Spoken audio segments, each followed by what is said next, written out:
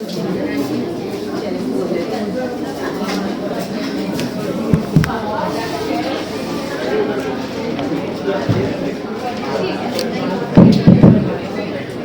राम, सभी संतों को राम राम। सबसे पहले राजस्थान केवल ज्ञानियों की भूमि को मैं नमन करता हूँ। आप सबको शायद पता नहीं है कि राजस्थान में कितने महापुरुष, कितने पहुंचे हुए ज्ञानी हुए। जितना विज्ञान आज दुनिया में रिसर्च भी नहीं हुआ, कई सौ साल पहले यहाँ के ज्ञानियों ने पहले से ज्ञान बता दिया है। यहाँ जोधपुर के पास में ही सुखराम जी महाराज हुए, यहाँ रविदास हुए, दादू दयाल हुए, दयाशाह जी महाराज हुए, मीराबाई हुई। जहाँ केवल ज्ञानी होते हैं ना, वहाँ पे जहाँ वो रहते हैं, जहाँ वो ज्ञान देते हैं, हमेशा उस वातावरण में उनकी वाइब्रेशन हमको आती है। तो आपके इतने राजस्थान में संतों के बीच आने का मौका दिया और इतना प्रेम और इतना स्नेह, इतनी केयर कर रहे हैं। मैं 3 दिन से यहाँ हूँ, उसके लिए आप सबका बहुत बहुत धन्यवाद। मुकेश भाई और सोनू जी को बहुत बहुत धन्यवाद, उनका अभिनंदन। ऐसे सत्संग के लिए निमित्त बने। सत्संग सुनना और सत्संग का आयोजन करना हमको ऐसा लगता है कि बड़ा आसान है, पर इसके लिए पिछले जन्मों के कई पुण्य कर्म जब जमा होते हैं तभी ऐसा कोई गेट टुगेदर या ऐसा कोई अरेंजमेंट हो पाता है। इसमें भी हम सबके अगर अच्छे पुण्य हैं तो हम सत्संग अटेंड कर पाते हैं, हम आ पाते हैं। कई लोग आना चाहते हैं पर नहीं आ पाते, और कई लोग नहीं आना चाहते पर कैसे भी आ जाते हैं, क्योंकि जब पुण्य इकट्ठे होते हैं तो दोस्तों संबंध होता है। और इतना आनंद, इतना प्रेम। मैं बहुत छोटा हूँ, आपको शायद पता नहीं है कि यहाँ पे जो केवल ज्ञानी हो गए, आज जो न्यू जनरेशन है, हमको वैल्यू नहीं है, हमको पता नहीं है, हमको नॉलेज नहीं है कि यहाँ पे जो ज्ञानी हो गए उन्होंने क्या ज्ञान दिया है। हम इम्प्रेस्ड हैं वेस्टर्न कल्चर से कि साइंटिफिक जो उन्होंने खोजे की, हम उनसे इम्प्रेस होते हैं कि इंडिया में कोई रिसर्च नहीं होती, सब रिसर्च वेस्ट में होती है, यूएस यूरोप में होती है। राजस्थान के जो केवल ज्ञानी ने जो ज्ञान दिया है ना, वो बहुत आगे का है, बहुत पहले का है। वहीं से रेफरेंस लेके, प्रेरणा लेके फिर वेस्टर्न में वो लोग खोज करते हैं। तो आप सबने ऐसा मौका दिया, इसके लिए बहुत धन्यवाद। मुझे कहा गया कि भैया आज कोई बुधवार की तरह हैवी सत्संग मत करना, नए लोग होंगे तो ज्यादा सवाल जवाब लेना। कल भी सत्संग है, कल हम सुखराम जी महाराज की वाणी जी से ब्रह्मांड की सैर करेंगे। हम जो थोड़ी देर के बाद जिनके भी जो सवाल जवाब होंगे वो सवाल कर सकते हैं। और आज थोड़ी बात करते हैं अध्यात्म की। मैं मुंबई से जोधपुर आया था ट्रेन में, तो जैसे ट्रेन में सबसे बातचीत होती है तो एक परिवार मिला, उससे ज्ञान की चर्चा हुई कि अध्यात्म क्या है, ज्ञान विज्ञान क्या है, स्पिरिचुअलिज्म में हमको क्यों होना चाहिए। तो वो जो परिवार था वो बोले कि और ऐसी समाज में ऐसी धारणा है कि हम जो संसारी लोग हैं, जो बिजनेस करते हैं, जॉब करते हैं, संसार निभाते हैं, बच्चे पैदा करते हैं, बच्चों को बड़ा करते हैं, हमारा अध्यात्म से कोई वास्ता नहीं है।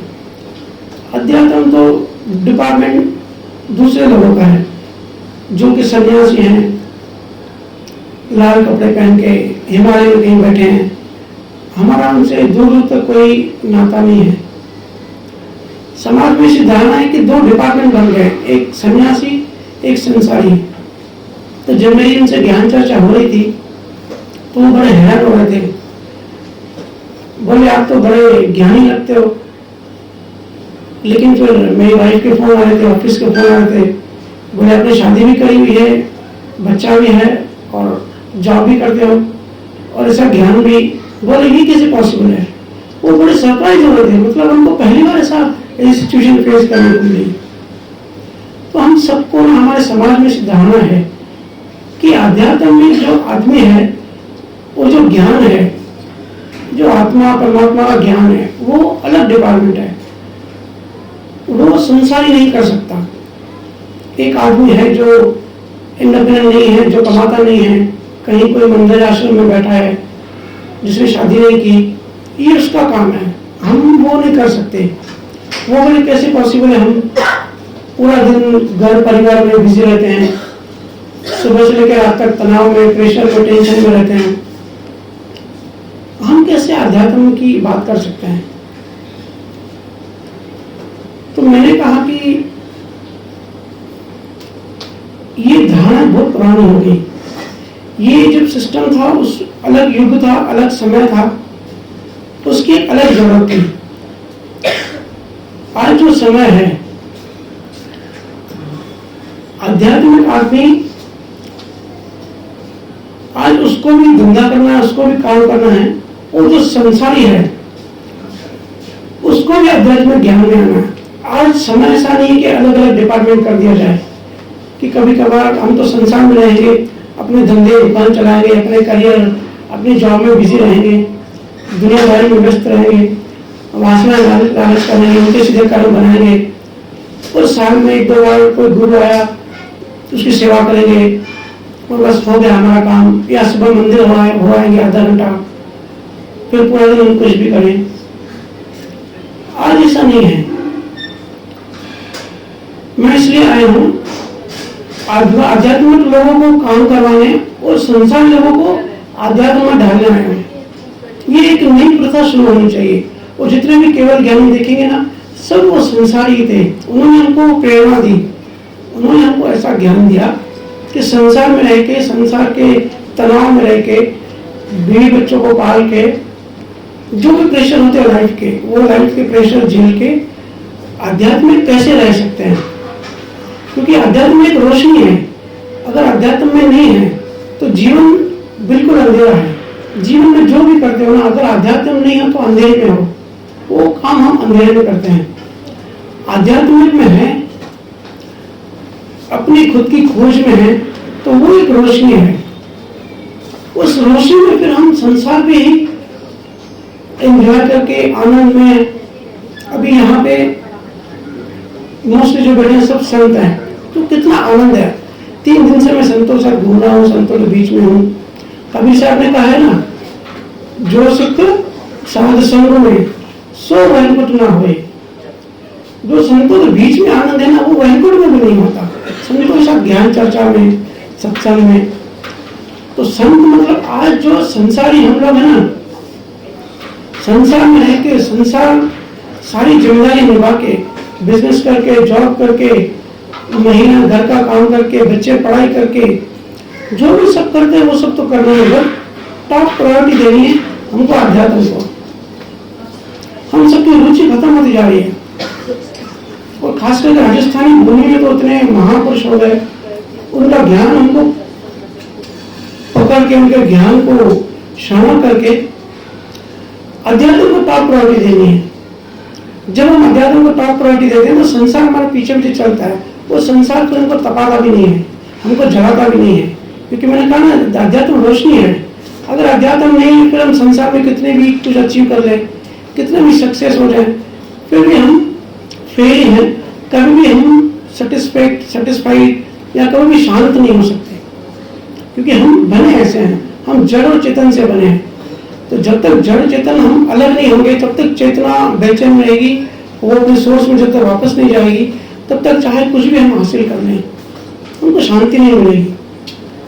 तो जब ट्रेन में हमारी से बात हो रही थी, तो वो बोले कि आज तक इसे सुना ही नहीं है। या जब भी हम संसारी लोग होते हैं, कभी भी ध्यान दीजिए कि हमारा ध्यान कहाँ होता है, हमारी सोच क्या होती है। हम कभी रास्ते से जा रहे हैं गाड़ी में, तो हम क्या बातें करते हैं कि भाई ये प्लॉट खाली पड़ा है, ये बिल्डिंग में ये दुकान है, इसका रेट बढ़ गया है, इसका रेट कम हो गया है, यहाँ पे इन्वेस्टमेंट करनी चाहिए। हमारा ध्यान जमीन पर ही होता है, कभी हमारा ध्यान आसमान में नहीं होता। कभी ये नहीं सोचते कि हम पैदा क्यों हुए, कैसे हुए, ये पूरा जीवन कैसे चल रहा है, हम ह्यूमन फॉर्म में हैं, क्यों हैं, जन्म लेने से पहले हम कहाँ थे, जन्म लेने के बाद हम छोड़ने के बाद हम कहाँ जाएंगे, कैसी सिचुएशन है, ये सब के बारे में हम कभी भी चिंतन नहीं करते हैं।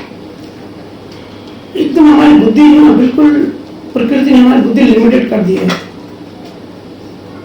धंधे, पैसा, दुकान, इसके अलावा हम कुछ सोच ही नहीं सकते। फिर जो बुद्धि हमारा, जब ज्ञान प्रकाश नहीं होता, हमारी बुद्धि सीमित होती है, सोचने समझने की हमारी शक्ति कम होती है, फिर हमारे अंदर एक भय, एक इनसिक्योरिटी और एक चिंता लगी रहती है। जैसे आज सुबह मैं किसी दुकान पे गया, तो दुकान पे काउंटर पे बहुत सारी नारियल और वो बबूती और वो क्या क्या कहते हैं, लाल कपड़े में नारियल सब बंधे हुए, शंख। मैंने कहा ये सब क्या है? बोले ये गुरु ने दिया है। मैंने कहा गुरु को भी बबूती देते हैं? गुरु तो ज्ञान देते हैं, और जो गुरु बबूती देता है ना, तो वो बबूती वाला ही गुरु है। इससे क्या होगा? मैंने कहा ये सब रखा है, इससे क्या होता है? बोले बरकत पड़ती है। अब इन चीजों से बरकत पड़ती है।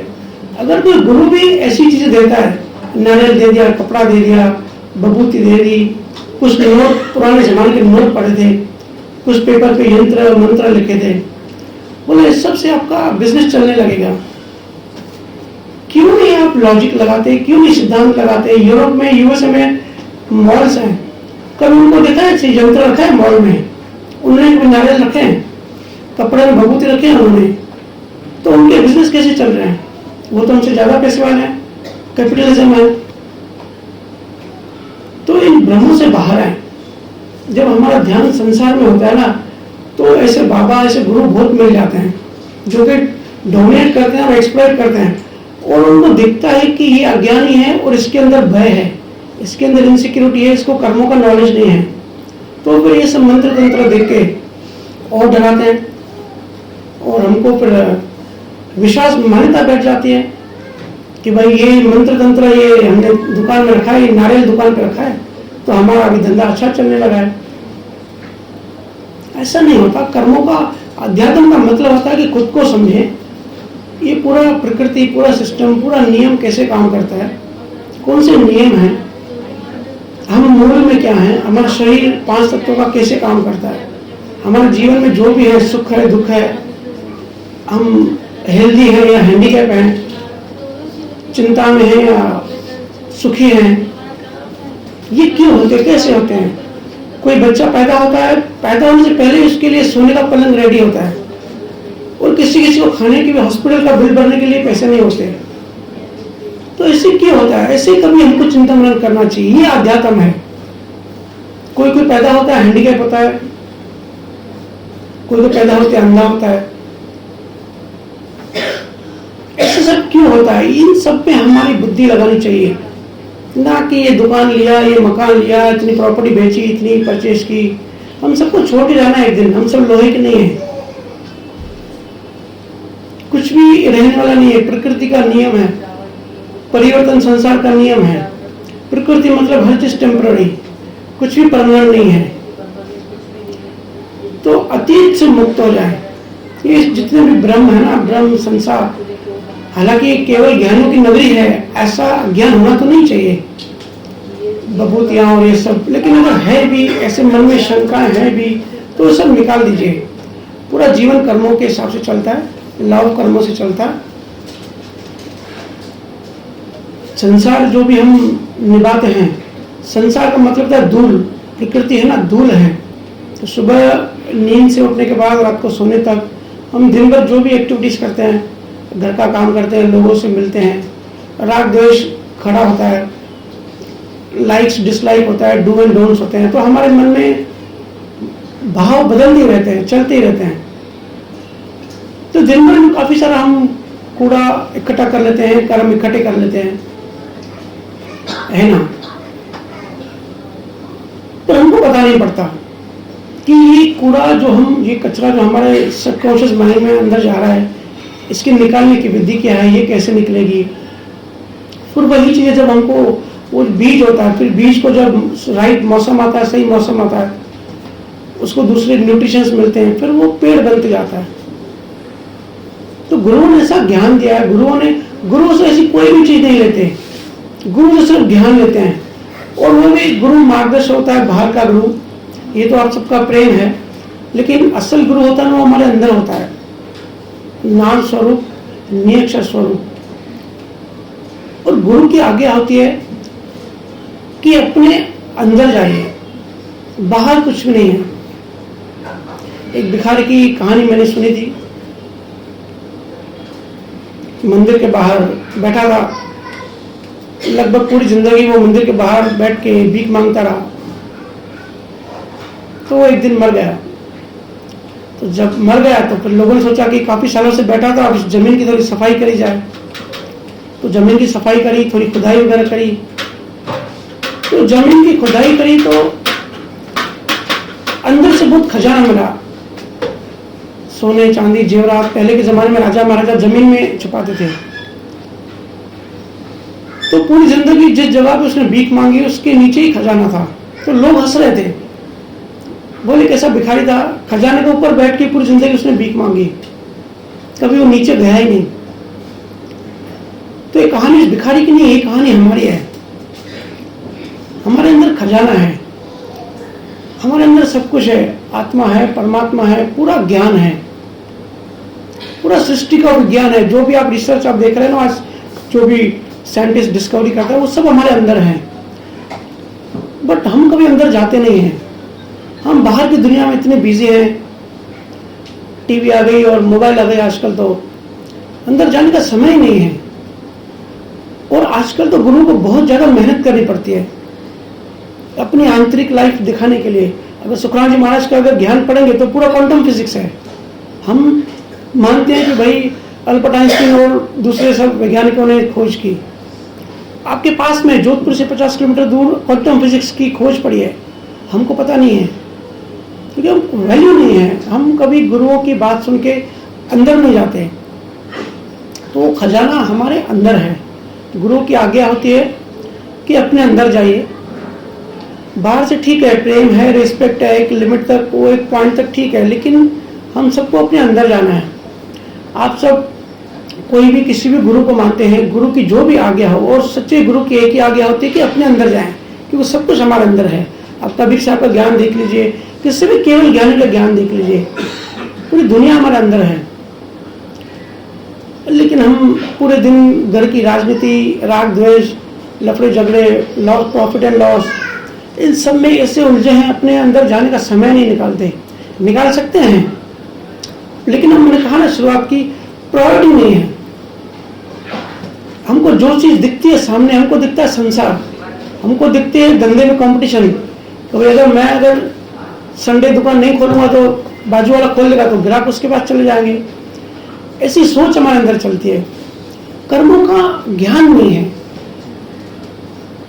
कॉज एंड इफेक्ट कर्मों के हिसाब से, ज्ञानियों के ज्ञान के हिसाब से जीवन में जितना मिलना लिखा है ना उतना ही मिलेगा, चाहे संडे दुकान खोलो चाहे ना खोलो, चाहे कुछ भी कर लो। पूरा जीवन जो है ना, हम बाहर का जो जीवन है, जो हमारी शरीर, 5 तत्व का शरीर और जो हमारी इंद्रियां हैं, इनसे जो भी हम एक्टिविटी करते हैं, जो भी हमको लग्जरी लाइफ, या हम गरीब हैं, चिंता मुक्त हैं या चिंताग्रस्त हैं, जिससे भी हमारा जीवन गुजरता है ना, सब लिखा हुआ है। तो जब ये पता पड़ता है सब लिखा हुआ है, तो फिर चिंता काहे की। हम एक ट्रेन में बैठे हैं लेकिन हमको पता नहीं है, और वो जो सामान है हम अपने सर पे रख के खड़े हैं कि बोझा हम उठा गए, लेकिन बोझा एक्चुअली ट्रेन के ऊपर है, हमारे ऊपर नहीं है। लेकिन प्रकृति की डिजाइन ऐसी है, हमारा जीवन ऐसा है, हमको पता नहीं है, तो हम समझते हैं कि भाई ये बोझा हमारे ऊपर है, हमने बच्चे पैदा किए, अब हमारी जिम्मेदारी है बच्चों को पालना, स्कूलिंग करना, पढ़ाना, हमारी जिम्मेदारी है, अच्छे घर में शादी होना, और अगर शादी फेल हो गई, शादी अच्छी नहीं हुई, तो हमको लगता है कि हमारी जैसे ये हुआ। अरे भाई किसकी वजह से कुछ नहीं होता, सब लिखा होता है, कर्मों का एक एक इंच का, एक एक सेकंड का हिसाब किताब होता है, लेन देन होती है। जैसे मैं अभी हर सत्संग में कहता हूँ कि सत्संग सहज में करो, सिंपल में करो, हो सके तो घर में करो, घर में किनके हॉल बड़े हैं तो घर में करो, लेकिन जीवों का प्रेम है और होटल वालों से लेन देन लिखी होती है, तो उसी कारण फिर ऐसे होटलों में अरेंजमेंट हो जाता है। बट आनंद जो है ना वो हमारे अंदर है, अपने अंदर जाना सीखें, प्रायोरिटी दें। अंदर की दुनिया बहुत इंटरेस्टिंग है, बहुत अच्छी है, बहुत ब्यूटीफुल है। कोई बोरिंग 60-70 साल वाला हिसाब नहीं है कि अध्यात्म बात की बात है, अभी तो हम पिज्जा खाएं, अभी तो हम डिस्को में जाएं, अभी तो हम लाइफ एंजॉय करें। ऐसे बच्चों को तो ऐसे हमने पाखंड खड़े कर दिए हैं, ऐसी मान्यता खड़ी कर दी है कि जो छोटे बच्चे होते हैं ना, बड़े इंटेलिजेंट होते हैं, वो एक्सेप्ट नहीं करते, वो कहते हैं ये सब पाखंड है। घर में पूजा चल रही है और सास बहू को देख रही है तो बच्चा ऑब्जर्व करता है कि मम्मी का ध्यान ही नहीं है, दादी का तो ध्यान ही नहीं है, और पूजा क्या है, तो बच्चे के अंदर एक शंका पैदा होती है कि ये पाखंड है, ये सच नहीं है। फिर बच्चा अध्यात्म से दूर चला जाता है। फिर बच्चे ना बाहर प्यार ढूंढते हैं। प्यार ढूंढना मतलब क्या, अध्यात्म। हम सब क्या ढूंढ रहे हैं, हम सब आनंद ढूंढ रहे हैं ना। आनंद मतलब हम जो खुद हैं, हम सब खुद को ढूंढ रहे हैं, लेकिन सही रास्ता, सही डायरेक्शन, सही मार्गदर्शन ना होने के कारण हम गलत जगह पे फिर ढूंढना चालू कर देते हैं। हम दूसरे लोगों पर डिपेंड हो जाते हैं, दूसरी चीज़ों, दूसरी सिचुएशन, वहाँ हम प्रेम ढूंढना शुरू हो जाते हैं। प्रेम हमारे अंदर है, सब कुछ हमारे अंदर है, सिर्फ डायरेक्शन चेंज करके हमको हमारे अंदर जाना है। खास करके बच्चों को, जब आप बड़े ही बैठेंगे, जब मोबाइल वगैरह छोड़ के जब आप बड़े ही जब बैठेंगे और अंदर जाने की विधि जो गुरु ने दी है, अंदर जाना शुरू करेंगे, और किसी भी तरह से पाखंड, किसी भी तरह की मान्यता, किसी भी तरह के भय, चिंता, ये सब बच्चों के सामने नहीं करें, तब बच्चा अध्यात्म को एक्सेप्ट करेगा। तब बच्चे को लगेगा, क्योंकि बच्चा लॉजिकल होता है, बच्चे के अंदर बहुत कोहेरेंस होती है, क्योंकि बच्चे इंटेलिजेंट होते हैं। बच्चे के अंदर भी वो संसारिक प्रकृति के जो लेयर्स हैं वो लगे नहीं हैं, बड़े कोमल होते हैं। लेकिन हम खुद ही पाखंड में फंसे होते हैं, बोलते एक चीज़ है, करते दूसरी चीज़ें, मन में चौथी चीज़ होती है, तो बच्चा ऑब्जर्व कर देता है। ठीक है ना। तो अभी मैं ज़्यादा नहीं बोलूँगा क्योंकि ऑलरेडी हम लेट हो गए। अगर किसी क्वेश्चन हो तो आप पूछ सकते हैं।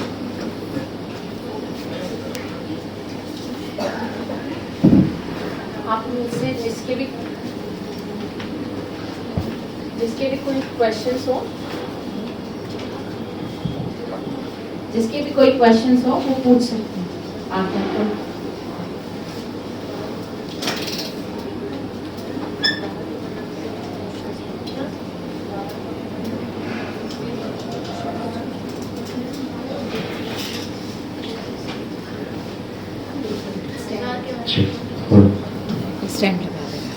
नहीं जो नहीं लग के वो राइस जिसमें थोड़ी कम आ रही है ना, उसमें आ जाए हमारे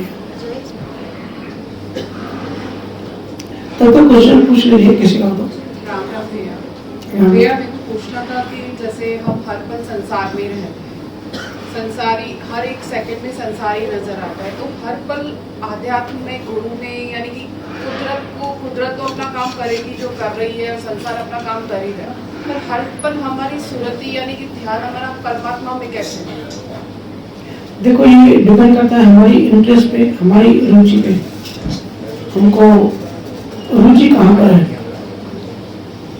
अगर हमको मूवी देखने में इंटरेस्ट होगा और मूवी जो जिस चीज में इंटरेस्ट होता है उसी चीज की हैबिट बन जाती है।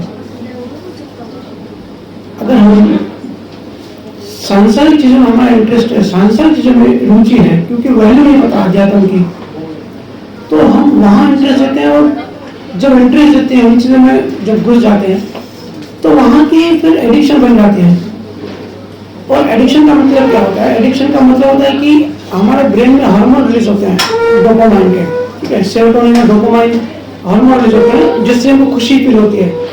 तो इंसान का बेसिक नेचर होता है कि खुशी ढूंढता है। तो जो भी हम काम करते हैं और अगर अच्छा लगता है तो ब्रेन हमारा डोपामाइन रिलीज करता है, ठीक है। तो एक बार हमको अच्छा लगेगा तो बार बार हम वही अट्रैक्ट होते हैं कि हम वही काम करें। फिर अगर वो चीज सांसारिक है तो हमारा अध्यात्म से ध्यान हट के संसार में चलता रहेगा, क्योंकि हम अभी ह्यूमन बॉडी में, हम शरीर में है और शरीर केमिकल से बना है। हमारा जो ब्रेन में ना पूरा केमिकल रिएक्शंस होता है।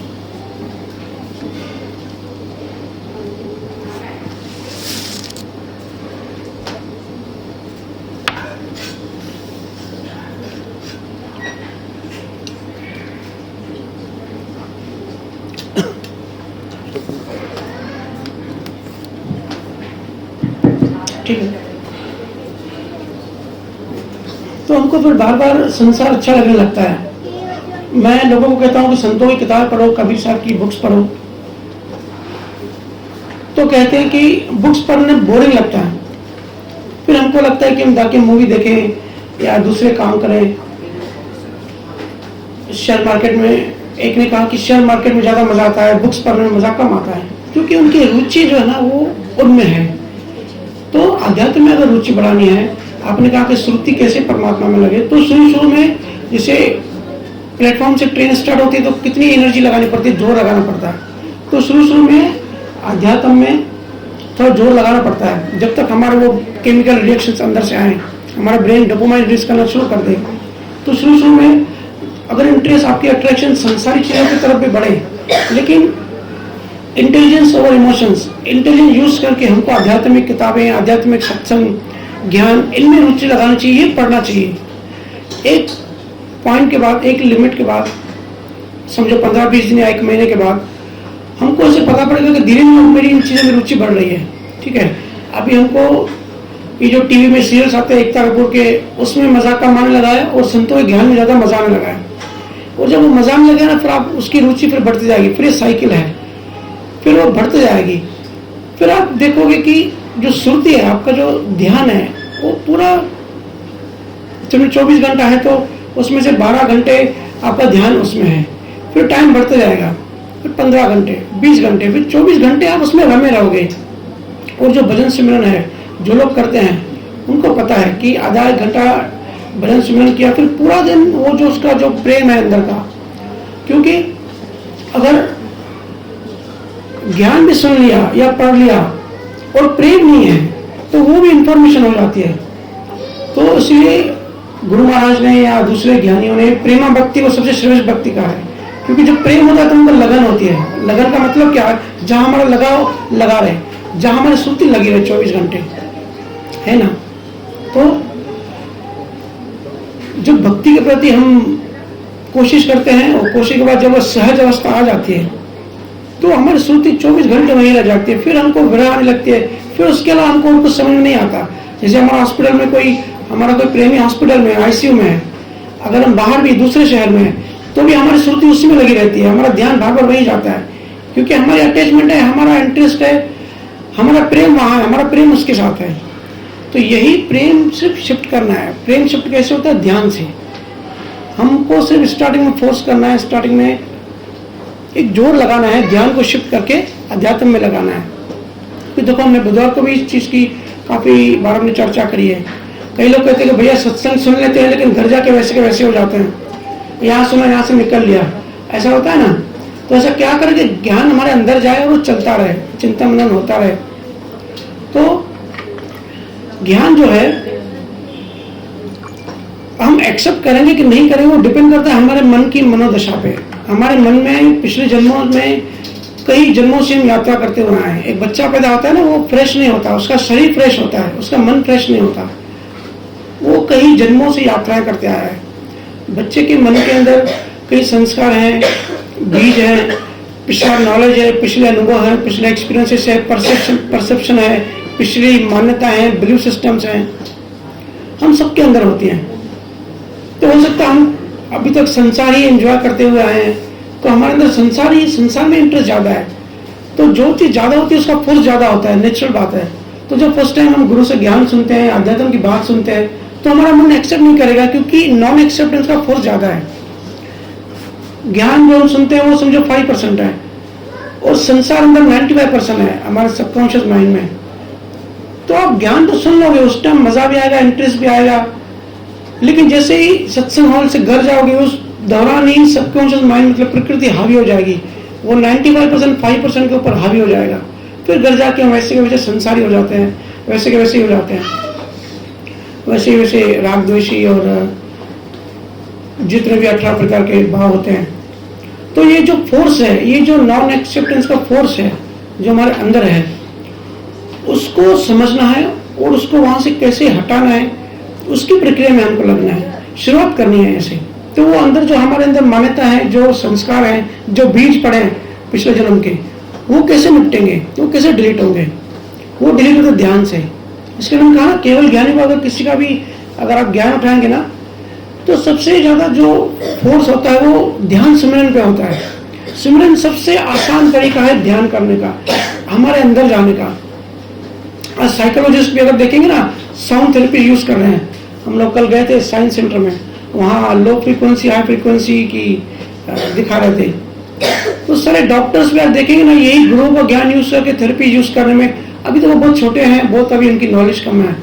जैसे जैसे वो आगे बढ़ेंगे इसी रास्ते पे आप देखेंगे कि क्योंकि मन को ठीक करना, मन के अंदर जो ऑलरेडी इंफॉर्मेशन पड़ी है बहुत सारी ओवर इंफॉर्मेशन, उसको डिलीट करना आसान नहीं है। तो इसके लिए हमको वो ज्ञान एक्सेप्ट नहीं होता, इसलिए हमारी श्रुति बार बार संसार में गिर जाती है।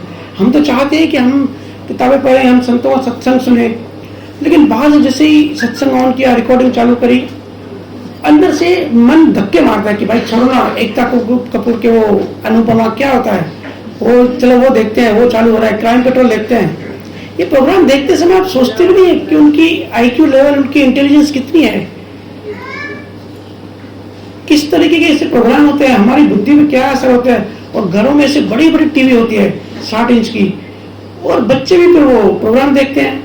हमको लगता है सिर्फ हम देखते हैं, लेकिन बच्चे भी देखते हैं। और कुछ माँ बाप कहते हैं कि भाई बच्चों को हम ऐसी मारधाड़ वाली मूवी नहीं दिखाते जहां पे झगड़े होते हैं, ऐसे बच्चों को मन के असर पड़ता है, इसके लिए हम ऐसी फिल्में नहीं दिखाते। अरे घर में लाइव झगड़े दिखाते हो बच्चों को, तो फिल्में नहीं दिखाते। लाइव झगड़ा जब होता है, जब मेरे पास काउंसलिंग के लिए आते हैं, तो मैं कहता हूं कि अगर झगड़ा होता भी है ना, सहज लो, सिंपल लो, सबका होता है, कोई बड़ी बात नहीं, लेकिन इस बात का ध्यान रखो कि बच्चे दूर रहे उस माहौल से, उस एरिया से, क्योंकि बच्चे बड़े कोमल होते हैं, उनके अंदर जल्दी असर पड़ जाता है चीजों का, फिर वो निकालने में कई जन्म लग जाते हैं। तो जो आप टीवी तो देख रहे हो, लो IQ वाले सब प्रोग्राम देख रहे हो, लेकिन बच्चों के अंदर ऐसी ऐसी चीजें डाल दे रहे हैं, हम गलती से अननोइंगली, हमको पता ही नहीं होता, फिर हम गलती कर बैठे हैं, फिर बच्चों के अंदर मान्यताएं बैठ जाती है। फिर बच्चा जो आगे हम जो भी एक्टिविटी करते हैं ना, हमारे जो अंदर है उसके हिसाब से करते हैं, डायरेक्शन हमारे अंदर से आती है। फिर बड़े कहते हैं कि बच्चा बड़ा जिद्दी है, कोई बात सुनता नहीं है, तो ऐसा होगा ही ना। उनके बच्चे के अंदर क्या डाल रहे हो? तो क्या हम बच्चों के अंदर क्या डाल रहे हैं, हम अपने अंदर, मन के अंदर क्या डाल रहे हैं? पिछला जो लेकर आए उसको डिलीट करना है ध्यान से, और अभी नया कचरा नहीं डालना है। एक तो कचरा हम पहले का लेकर आए, वो जो हम ध्यान करते हैं वो डिलीट होता है, साफ होता है। हमारा मोबाइल जो हैंग होता है तो हम वीडियोस और सब फोटो डिलीट करते हैं ना, कि मोबाइल हैंग हो रहा है। हमारा मन भी हैंग होता है, हमारे मन की भी कैपेसिटी होती है। जब मन हैंग होता है उसको कहते हैं डिप्रेशन। फिर हम डिप्रेस फील करते हैं, हमारे अलग अलग मनोभाव बदलते रहते हैं, बिहेवियर हमारा चेंज होता रहता है, मूड स्विंग होता रहता है, क्योंकि अंदर चीजें पड़ी हैं। बिना रीजन के कभी कभी उदासी फील होती है, देखो होती है ना, कि पता नहीं आज बड़ी उदासी फील हो रही है, बिना रीजन कुछ भी नहीं होता। हमारे मन में ऐसी तरंगे, ऐसी वाइब्रेशन, कुछ तो ऐसा किसी ने डस्टबिन में कुछ डाल दिया, ऐसा कुछ नेगेटिव बात चली गई, ऐसा फ्यूचर प्रोजेक्शन, ऐसा नेगेटिव हमको दिख रहा है कि कुछ तो गलत होने वाला है, धंधा कम हो रहा है, रेंट कैसे भरेंगे, घर कैसे चलेगा, ये हमको लगता है हम करते हैं। फिर हमारा मन घबराने लगता है। जब गुरु का ज्ञान हम सुनते हैं तो पता पड़ता है कि हम नहीं करते, ये अपने आप चल रहा है। जैसे हम कर्म करके वैसा हमको आज भुगतान करना पड़ा, और भुगतान करना ही पड़ेगा। कोई बबूती, कोई नारियल, कोई नहीं बचा सकता हमको, है ना। तो पुराना जो कचरा है उसको भजन सुमरन ध्यान के माध्यम से, गुरु के ज्ञान से, गुरु के शब्द से वो डिलीट करते हैं। शब्द जो है ना वो कर्म काटने की, कचरा साफ करने की विधि है। कल हम गए थे तो बड़ा प्यारा भजन गाया, धोबिया, गुरु जो है धोबी की तरह है जो कचरा साफ करते हैं। तो बिल्कुल सही बात है, अंदर नियक्षर अंदर नाम यही काम करता है, आंतरिक सफाई करता है। तो श्रुति हमारी शुरुआत में अगर हमारे ऊपर फोर्स ज्यादा है तो हम बार बार संसार में गिर जाएंगे, लेकिन कोई भी घबराने की जरूरत नहीं है। हमको संसार पकड़े, हमको अवेयरनेस यूज करके वापस अपने आप को उठाने की कोशिश करनी है कि भाई सही क्या है। हमको चाहिए कि हमको मुक्ति चाहिए, हम सब बंधे हुए हैं, हम सब मुक्त होना चाहते हैं। कोई दुनिया में किसी भी धर्म का हो, किसी भी पंथ का हो, कोई भी गुरु हो, किसी भी मान्यता हो, एक कॉमन चीज सबको चाहिए, मुक्ति। हम सबकी जो नेचुरल अट्रैक्शन है, जो भी हम दिन भर में लड़ाई झगड़ा करते हैं, खुशी ढूंढते हैं कि ये करे तो खुशी मिलेगी, ये करे तो आनंद मिलेगा, वो एक्चुअली हमारी नेचुरल अट्रैक्शन है। हम आत्मा हैं और परमात्मा की तरफ हमारी नेचुरल अट्रैक्शन है। ये खत्म नहीं होगी, ये बेचैनी कभी भी खत्म नहीं होगी जब तक हम आध्यात्मिक मार्ग में आगे नहीं बढ़ते, संसार से ध्यान को डाइवर्ट करके आध्यात्म में नहीं बढ़ते। तो उसके अलग अलग डिपार्टमेंट हैं, अलग अलग स्टेप्स हैं। पहला स्टेप ये है कि पास्ट लाइफ से हम जो लेकर आए हैं मान्यताएं, जो कचरा लेकर आए गुरु के ज्ञान से और गुरु के ध्यान से, ध्यान और ज्ञान के माध्यम से हमको साफ करना है। जितनी सफाई होगी, जितना अंदर से चीजें डिलीट होंगी, उतना आप देखोगे कि जल्दी जल्दी पे एक्सेप्ट हो रहा है। शुरू में एक्सेप्ट नहीं होगा, लेकिन जैसे जैसे फोर्स कम होगा ना, बाद में एक लगन लगती जाएगी। मीराबाई देखो कितनी लगन थी उनको भक्ति में, बहुत साल कृष्ण की भक्ति करी, प्रेम में थी। और जब फिर केवल ज्ञानी मिले, रविदास जी मिले, तो रविदास जी को गुरु किया और उनकी फिर भक्ति में मगन हो गई। तो ऐसे फिर जब लिव लग जाती है, जब अनुराग आ जाता है। कबीर साहब का बहुत ही प्यारा दुआ है, मुझे याद नहीं आ रहा, बट अनुराग पे है। जाके चित्त अनुराग हुई, ज्ञान मिले नर सोई। जिनके चित्त में अनुराग मतलब प्रेम होता है, देखो जिसको भी अंदर प्रेम होता है ना, गुरु के प्रति, आध्यात्म के प्रति, अपने मुक्ति के प्रति, वो जल्दी दूसरे से लड़ाई झगड़ा नहीं करता, वो प्रसन्न रहता है। प्रेम का मतलब क्या? प्रसन्न है। हम कभी कभी बहुत प्रेम में होते हैं, बहुत प्रसन्न होते हैं, तो किसी से लड़ाई झगड़ा करने का मूड नहीं होता, सबको माफ करने का मूड होता है, तनाव टेंशन नहीं होता, प्रसन्न अनुभव होता है। अगर कहीं झगड़ा होता भी तो हम बोलते ठीक है ना यार, छोड़ो, जाने दो, क्योंकि हम उस टाइम प्रसन्न होते हैं, हम प्रेम में होते हैं। इसलिए प्रेमा भक्ति। तो अगर सिर्फ ज्ञान लेंगे बिना प्रेम के, वो सिर्फ इंफॉर्मेशन रह जाएगी, तो वो भी कॉन्शियस माइंड तक रहेगी, अंदर डीप में नहीं जाएगी। जो ज्ञान योग है, ज्ञान योग भी बिना भक्ति के अधूरा है। भक्ति मतलब प्रेम, प्रेम अंदर है, फिर जितना भी हम ज्ञान समझते हैं, प्रेम का मतलब है मन का खुलना, सबकॉन्शियस माइंड खुल जाता है। तो गुरु को जब हम अंदर एंट्री देते हैं, तो गुरु अंदर जाके चीजों को ऑपरेशन करता है, सर्जिकल ऑपरेशन कहते हैं ना, अंदर जाके पुराने कचरे को साफ करते हैं, नए ज्ञान को अंदर इंसर्ट करते हैं, तब धीरे धीरे हमारी डेवलपमेंट होती है। तो हमारी श्रुति फिर संसारिक जो भी रिश्ते नाते हैं, क्योंकि अभी हमको लगता है रिश्ते नाते हमारे बच्चे, हमारे पति, हमारे पत्नी, हमारे माँ बाप, ये हमारा मेरा मोह में हम फंस गए हैं, हमारा पूरा ध्यान वही है। इससे ऊपर हमारी बुद्धि उठी नहीं है, हमको जो दिखता है हम उसी को सत्य मान लेते हैं। साइंस सेंटर में देखा ना, इल्यूजन, ऑप्टिकल इल्यूजन, कि आंखों से देखी हुई चीज भी गलत होती है, माया कहते हैं इसको, इल्यूजन। जो दिखे वो सत्य नहीं होता, हमको सिर्फ 2 या 3% चीजें दिखाई देती हैं। असली चीजें जो बहुत सारी है जो नहीं दिखाई दे रही है। नासा का भी यही मानना है कि विजिबल यूनिवर्स जो है सिर्फ 5% है, इसके पीछे 95% दुनिया हमको दिखाई नहीं दे रही है, 95% यूनिवर्स इनविजिबल है। तो ये ब्रह्मांड ऐसे है, हमको जो चीजें दिखती है ना, हमको उसके बियॉन्ड सोचना है, चिंतन मनन करना है।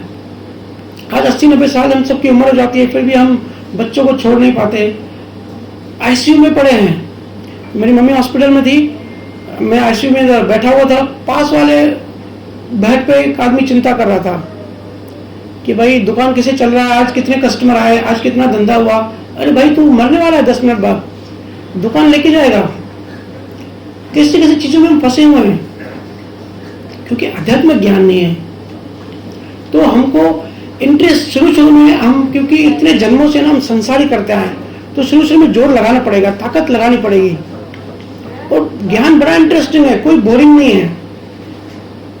ऐसा नहीं कि भाई क्या हमको बोरिंग फील हो रहा है। जब घुसेंगे ना, जब आध्यात्म की रिसर्च करेंगे, अपने अंदर जाएंगे, चीजें कैसे काम करती है, ये इलेक्ट्रॉन प्रोटॉन न्यूट्रॉन ये कैसे काम करता है। अब इसको ही हिंदू में ब्रह्मा विष्णु महेश कहते हैं। और जब खुद का अनुभव जब करेंगे कि यही तो है इलेक्ट्रॉन प्रोटॉन न्यूट्रॉन, और इसके पीछे जो पार्टिकल्स हैं, जो शुक्राचार्य महाराज ने बताया कि कैसे हम एक एक जब त्रिकुटी के ऊपर जब एक एक लोग क्रॉस करते हैं, तो जो भी लोग रास्ते पे आते हैं वही जो आज ये स्ट्रिंग थ्योरी है, जो थ्योरी कहते हैं, जो पार्टिकल की साइंस है, वही गुरुजनों ने हमको साइंस बताई है।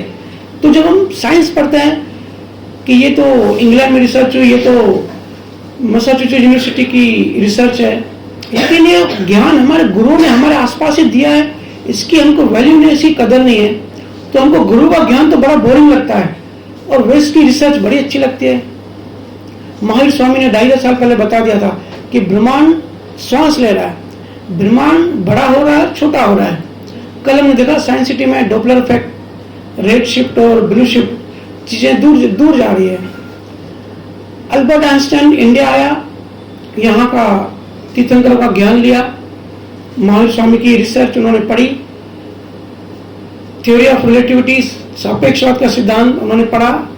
अब जैनों को भी नहीं पता ये डिटेल में ये सिद्धांत क्या है, हम सब तो दूर बात है, जैनों को भी इतना डिटेल नहीं पता कि सिद्धांत कैसे काम करता है। लेकिन वो आया, अल्बर्ट आइंस्टाइन रिसर्च करी, वहां अपनी जाके बुक छापी, पेपर छापे, और आज हम जानते हैं थ्योरी ऑफ रिलेटिविटी किसने रिसर्च की, अल्बर्ट आइंस्टाइन ने। महावीर स्वामी का नाम ही नहीं पता हम सबको। हमारे गुरु ने बहुत ऊंचा ज्ञान दे दिया पहले से ही। जब यूएस की खोज भी नहीं हुई थी, वहां के जंगल में रहते थे, कबीले में थे, कपड़े पहनने भी नहीं आते थे, तब तो यहाँ गुरु बैठ के गुरुकुल में गुरु शिष्य परंपरा से ज्ञान दे रहे थे। तो आध्यात्मिक रिसर्च करें, अपनी श्रुति। ऐसा नहीं है कि आध्यात्मिक मतलब हिमालय में जाके बैठना है, ऐसा मोटा दाढ़ी बड़ी करके रेड कपड़े पहन के हमको जाके संसार से दूर भागना है। अब जो मेरे साथ घूमते फिरते उनको पता है कि हंसते रहता हूँ, तो लोग कहते भैया गुरु के तुम हंसते कैसे हो। अरे भाई गुरु हंस नहीं सकता, ये किसी किसी मान्यता बना ली। गुरु को मतलब ऐसा गुरु गंभीर ऐसे सूझा हुआ चेहरा लेके घूमना है, कैसी कैसी मान्यताएं धारणा बना लेते हैं। आध्यात्मिक ये सब चीज नहीं है, आध्यात्म बड़ी और चीज है। तो श्रुति ऐसे लगेगी, जो ध्यान सुमिरन कर रहे हैं ना, उसका टाइम बढ़ाइए, अच्छी क्वालिटी वाला ध्यान कीजिए, रोज अंदर जाइए, गुरु के मार्गदर्शन लेके इन चीजों में इंटरेस्ट लगाइए। धीरे धीरे धीरे धीरे आपको श्रुति 24 घंटे फिर उसमें रहेगी। ठीक है।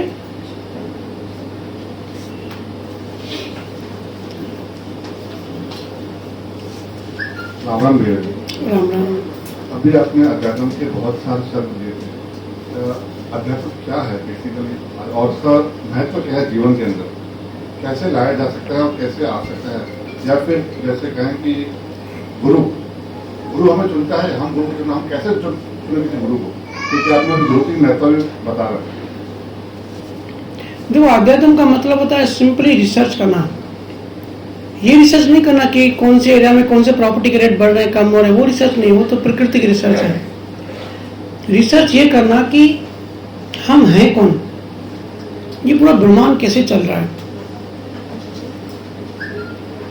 ये धरती, ये सूर्य, ये सोलर सिस्टम, ये यूनिवर्स, हमारा शरीर, इस पे चिंतन मनन करना। हम सिर्फ फिजिकल बॉडी हैं जो हम सबके नाम है, ये क्या है, इसके पीछे मन कैसे काम करता है, उसके पीछे आत्मा, हम रियल में हैं कौन, हमारा मूल स्वरूप कौन है, मूल तत्व क्या है। कैसे हम खाना खाते हैं, हम तो जाके होटलों में पिज्जा और बर्गर खा के आते हैं, पर कभी ये चिंतन नहीं करते कि हम खाना खाते हैं डाइजेस्ट कैसे होता है, कैसे प्रोटीन अपनी जगह जाता है, ब्लड उससे ब्लड बनता है, विटामिन प्रोटीन जो भी अपनी अपनी कैल्शियम मैग्नीशियम जो चीज़ बैलेंसिंग वे में जो चाहिए वो बन जाता है और वेस्ट निकल जाता है। इस पे चिंतन हम नहीं करते हैं। किसी ने हमारी तारीफ कर दी तो बड़ा हमको मजा आता है, हमारे अहंकार को बड़ी खुशी मिलती है, तो उस टाइम ऑब्जर्व नहीं करते कि हमारे मन की खुशी किसको हो रही है, इस शरीर को हो रही है, मन को हो रही है, चेतना को हो रही है, आत्मा को हो रही है। तो अध्यात्म का बेसिकली मतलब होता है हर चीज का चिंतन मनन करना। कोई कैसे पैदा होता है, कैसे मरता है, लॉ ऑफ कर्मा कैसे काम करते हैं, क्यों कोई अच्छे घर में पैदा होता है। हम लोग तो चॉइस नहीं करते कि कैसे माँ बाप मिलेंगे, कौन से भाई बहन मिलेंगे, कौन से धर्म में पैदा होंगे। हम तो बस एक्सीडेंटली पैदा हो गए, जब तक होश आता है तब तो हम किसी न किसी घर में पाए जाते हैं। तो ये सब कैसे होता है, इन सब की रिसर्च करना, खोज करना, कैसे भी खोज करिए, मेन होता है खोज करना। ये खोज पूरी जरूर गुरु के द्वारा होती है, लेकिन शुरुआत होती है ये चीज़ों को खोज करना। जब हम चिंता मनन करते हैं ना इन चीज़ों पे, तब हम एक पॉइंट पे आके हमको लगता है कि फिर ये हमारी खोज पूरी हो सकती है किसी न किसी गुरु के द्वारा, फिर गुरु की खोज होती है। ऐसे हम लोगों को लगता है कि हम गुरु को खोजते हैं, लेकिन गुरु मंडल के गुरुओं के कार्य ऐसे होते हैं जो यहाँ बताया नहीं जा सकते। घूम फिर के गुरु ही अपने जीवों को उस समय, उस काल में, उस लोकेशन पे आके ढूंढते हैं। लेकिन जब तक गुरु हमको ढूंढे उससे पहले हमको ढूंढना चालू करना है। अगर हम खोज ही नहीं रहे हैं, अगर हम चुपचाप बैठे हैं और पूरी जिंदगी हम सो रहे हैं, खाना खा रहे हैं, बच्चे पैदा कर रहे हैं और एक दिन मर जाएंगे, तो जानवर भी ये सब करते हैं। तो हमारी जिंदगी और जानवरों की जिंदगी में कुछ भी डिफरेंस नहीं है, हमारा जीवन पूरा वेस्ट हो गया। तो कुछ तो हम कॉन्शियसनेस हमारी बढ़ी हुई है, कुछ तो डिफरेंस होना चाहिए। हम हाई लेवल के कॉन्शियस हैं, उनकी चेतना लो है, वो जानवर ये खोज नहीं कर सकते। हम इंसान एक ही उनसे ज़्यादा चीज़ कर सकते हैं। हमने कपड़े पहनने सीख लिए, अच्छा खाना बनाना सीख लिया, खेती बाड़ी सीख ली, लेकिन असली चीज़ जो है हमको इन चीज़ों को चिंता मनन करना चाहिए।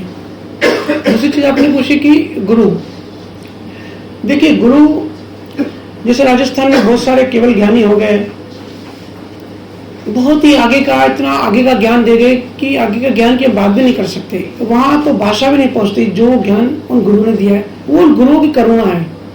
गुरु तो चाहते हैं सब मुक्त हो जाए, लेकिन वो हम उस पॉइंट, उस लेवल तक पहुंचे नहीं हैं। तो जहां असली गुरु होते हैं, जहां अभी आप आर्टिफिशियल गोल्ड पहनते हो तो असली गोल्ड है, इसलिए नकली गोल्ड भी है ना। ऐसे ही जहां असली संत होते हैं, असली केवल ज्ञानी होते हैं, वहां पर नकली गुरु भी आ जाते हैं। और हम तो हिंदुस्तान में पैदा हुए हैं, ये तो श्रद्धा का देश है। अब रशिया जाइए, वहां पे कम्युनिज्म है, वहां पे भगवान को नहीं मानते, वो कहते हैं सिर्फ साइंस। वेस्ट में भी इतना परमात्मा के ऊपर चिंतन नहीं होता, वो सिर्फ moral science, do and don'ts, बस अच्छा करो, सबसे अच्छा चलो, उनकी रीच वहीं तक है।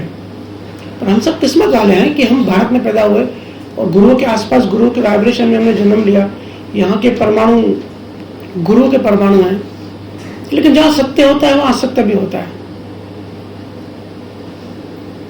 कभी आपने 300 का नकली नोट नहीं देखा होगा, 500 का नकली नोट देखा होगा, क्योंकि 500 का असली नोट है तो 500 का नकली नोट भी होता है।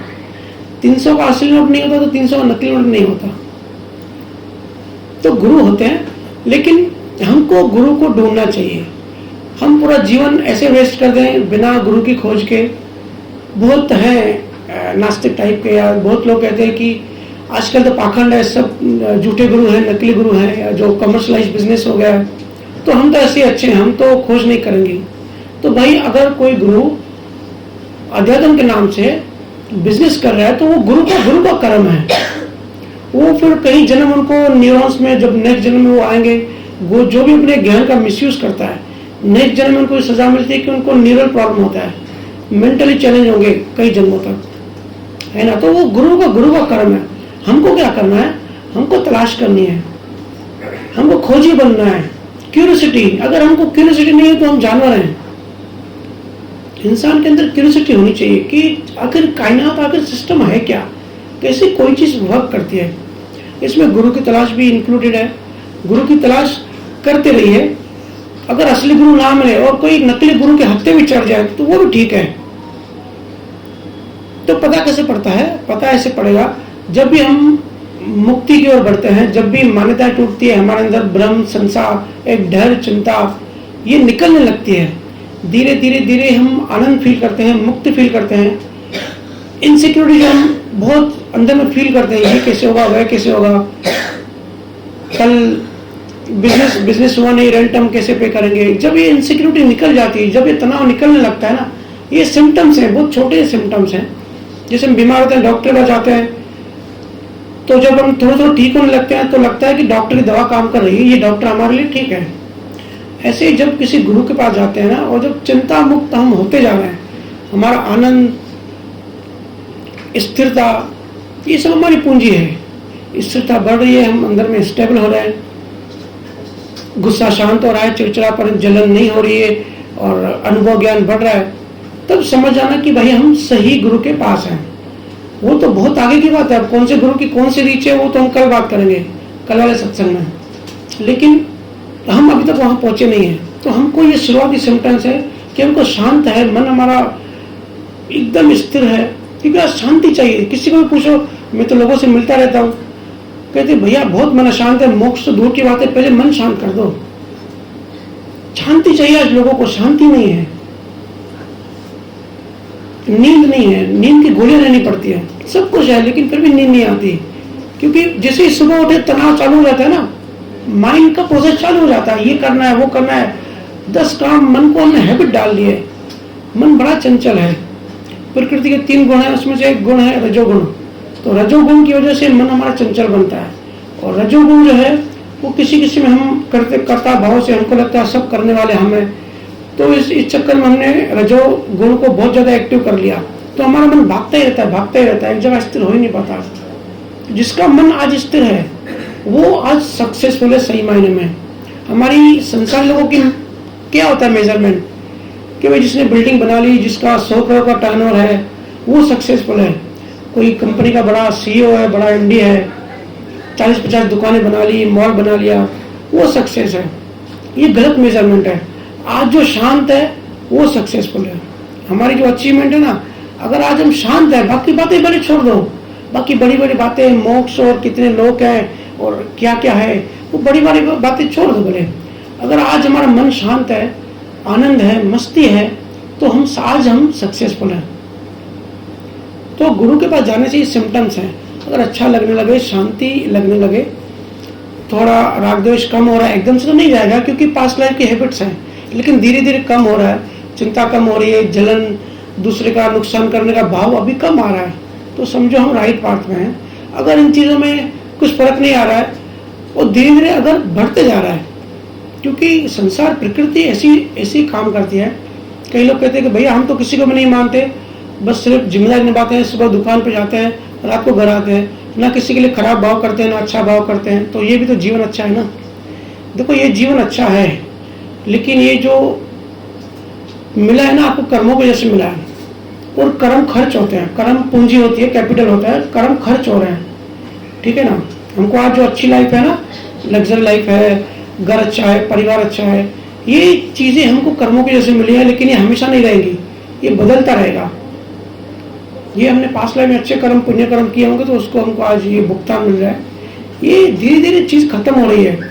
और जैसे हम रोज क्यों नहाते हैं, क्योंकि शरीर पर मिट्टी पड़ जाती है, तो हम मिट्टी डालते थोड़ी है, नेचुरली मिट्टी आ जाती है ना, क्योंकि प्रकृति का नियम होता है। हम कुछ ना भी करें तो भी मिट्टी पड़ जाती है। आप 15 दिन एक रूम बंद कर लो, देखो कचरा हो जाता है। क्यों होता है कचरा? क्योंकि प्रकृति का नियम है, नेचुरली खुद ही कचरा बढ़ते जाता है, चाहे शरीर पे हो चाहे मन पर हो।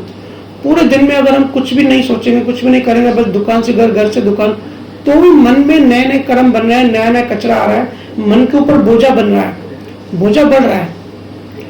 कहते हैं ना, झूठ दुनिया के 2 चक्कर लगा के आता है जब तक सच घर से निकलता है। तो सच इतना स्पीड से नहीं भागता, लेकिन झूठ बहुत स्पीड से भागता है। कुछ नहीं करेंगे तो झूठी दुनिया और झूठे हम, हमारी झूठी मान्यताएं, ये हमारे मन के ऊपर असर बढ़ता रहेगा।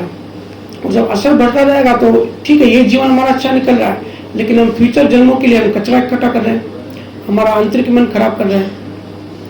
तो इसलिए खोज करें, गुरु सत्य है असत्य है वो तो बहुत बात की बात है, पहले तो हम जिज्ञासु तो बने। आज हम हमारा ध्यान कहाँ है? पूरा ध्यान संसार में है। तो पहले संसार से हमारी श्रुति हमारा ध्यान शिफ्ट करके अध्यात्म में लाना है। कितने लोग होंगे जो संतों के बुक्स पढ़ते हैं, संतों की बायोग्राफी पढ़ते हैं? बहुत कम लोग होते हैं। या सत्संग सुनते हैं। किसी मॉल में जाओ, बड़े बड़े अट्रैक्टिव एडवर्टाइजमेंट होती है, बड़ी लाइटिंग्स होती है, ये सब क्यों होती है? बिजनेस मॉडल हमारे मन को अट्रैक्ट करने का तरीका है। उनको पता है हमारे मन को क्या चाहिए। अगर किसी मॉल में कबीर साहब की फोटो लगा दो तो उनका बिजनेस कम हो जाएगा। हमारे मन की जो वृत्ति है ना वो बदल जाती है, हमारा ध्यान शिफ्ट हो जाता है। या किसी गुरु की वहां पर फोटो लगा दो। गुरु का मतलब क्या होता है? गुरु का मतलब होता है गुरु को देख के परमात्मा की याद आनी चाहिए। इसलिए फेमस ना, गुरु का दर्शन करना चाहिए। गुरु का दर्शन क्यों करना चाहिए? गुरु का दर्शन करने से हमको होश आता है कि हमको अपनी मुक्ति की मार्ग में आगे बढ़ना है। और कोई उद्देश्य नहीं है दर्शन करने का, एक ही उद्देश्य है कि हम आज मुक्त नहीं हैं। आज हम कलयुग में बैठे हैं। तीनों युगों का जो गार्बेज होता है ना, जो कचरा, वो हम हैं। हम तीनों युगों में मुक्त नहीं हुए और अनंत बार सृष्टि बनी, अनंत बार सृष्टि खत्म हुई, तो हम मुक्त नहीं हुए। आज हम ह्यूमन फॉर्म में यहाँ बैठे हैं, मतलब हम मुक्त नहीं हुए। तो हमको मुक्ति चाहिए। हमारा उद्देश्य ये होना चाहिए। कोई भी संसारी उद्देश्य, कितना भी बड़ा उद्देश्य है ना, वो सब छोटे हैं। असली उद्देश्य है हमको मुक्त होना है। तो गुरु को देख के परमात्मा की याद आनी चाहिए, गुरु को देख के रोना आना चाहिए, विरह आनी चाहिए, तभी दर्शन का महत्व है। तो वो तो आगे की बात है, लेकिन शुरुआत हमको खोजी बनना है। भले किसी भी गुरु को मानिए, उस रास्ते पे चलिए, जो गुरु कहता है वैसे करिए, लेकिन सिम्टम्स को ऑब्जर्व कीजिए। कुछ समय तक अगर सिम्टम्स नहीं कम हो रहे हैं, क्योंकि मुक्ति के मार्ग में सिम्टम्स पहले दिन से कम होने लगते हैं, एकदम से खत्म नहीं हो गए लेकिन कम होना शुरू हो जाते हैं। तो कम नहीं हो रहे हैं तो फिर जैसे हम बीमार होते हैं डॉक्टर पे जाते हैं, अगर ठीक नहीं होता तो फिर हम दूसरे डॉक्टर ट्राई करते हैं ना कुछ समय बाद। तो ऐसे फिर ऐसे गुरु की खोज करते रहिए, लेकिन चुप मत बैठिए।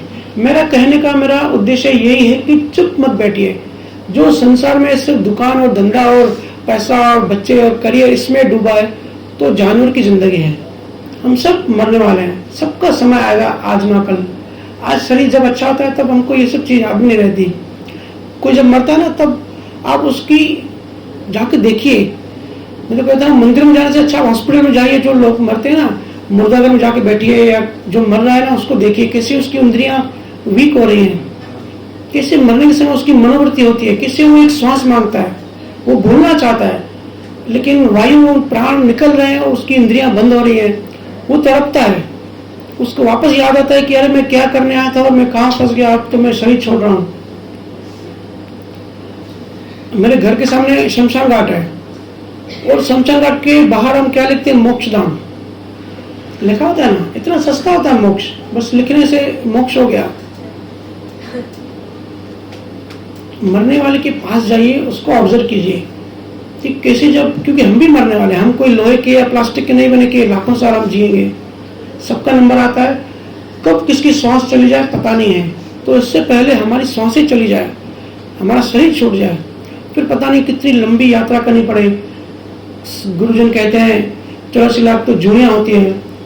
और हम लोग मेरे से कहते हैं कि भैया जीवन बड़ा बेचैन है, बड़ा बोझिल है, हमारे साथ अच्छा क्यों नहीं हो रहा है, हमारे साथ बेस्ट क्यों नहीं हो रहा है।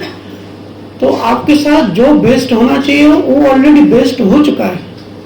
वो है आपका, आप मानव शरीर में हो, आपको इंसान का जन्म मिला, ये सबसे बेस्ट चीज है।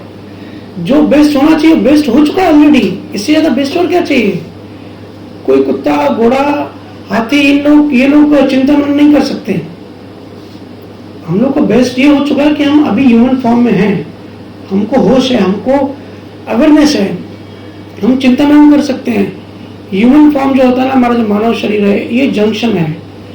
इससे हम प्रेत लोगों में जा सकते हैं, नरक में भी जा सकते हैं, स्वर्ग में जा सकते हैं, देवता भी बन सकते हैं, वापस इंसान भी बन सकते हैं, और मोक्ष भी पा सकते हैं, मुक्ति भी पा सकते हैं।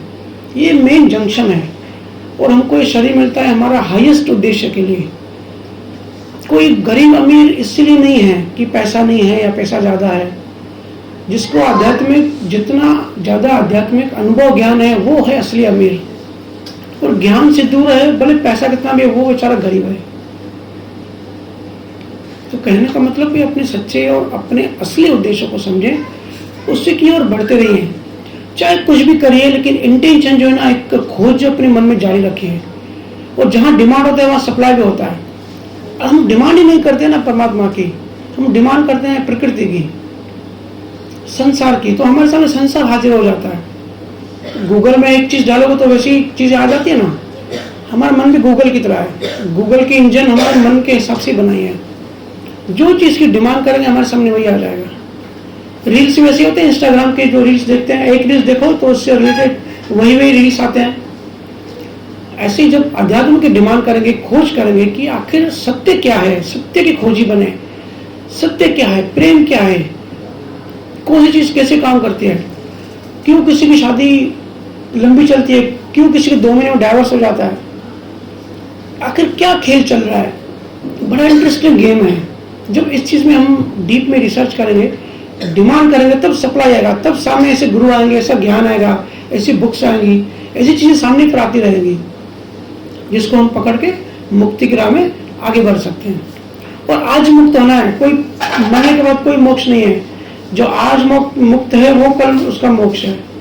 आज मुक्त नहीं है, आज राग द्वेष में है, आज जलन में है, अहंकार है, अपना ईगो बढ़ाने में लगे हुए हैं। मैं सबसे बड़ा, मैं भाव, अहम भाव, कर्ता भाव। और हमको किसी ने भ्रम डाल दिया कि अगर मुझे फॉलो करो तो आपका मोक्ष तो पक्का हो गया। ये कोई इंश्योरेंस पॉलिसी नहीं है। हम जिस वे से नीचे गिरे हैं उसी वे से हम ऊपर चढ़ेंगे, पुरुषार्थ करते करते। किसी ने गारंटी दे दी कि भाई मुझे फॉलो करो, मेरे से नाम ले लो, आपका मोक्ष हो जाएगा, ये झूठ है, ये पाखंड है। आज अगर मुक्त नहीं है, आज अशांत है, तो कोई मोक्ष नहीं है। ठीक है, नेक्स्ट क्वेश्चन। मोक्ष कैसे प्राप्त होगा? जैसे ही अपना कचरा आप कह रहे हैं, अपना पुराने जमाने का जैसे अपना कचरा इकट्ठा होता जाता है, इसको कैसे अपन निकाल सकते हैं? उसका कोई तरीका? देखिए, गुरु का जो विज्ञान है ना, बहुत भौतिक विज्ञान से बहुत आगे चलता है। गुरु ने विज्ञान दिया है ध्यान का। किसी भी आप हिंदुस्तान में अगर एक लिमिट तक पहुंचा हुआ गुरु होगा तो वो ध्यान जरूर बताएगा।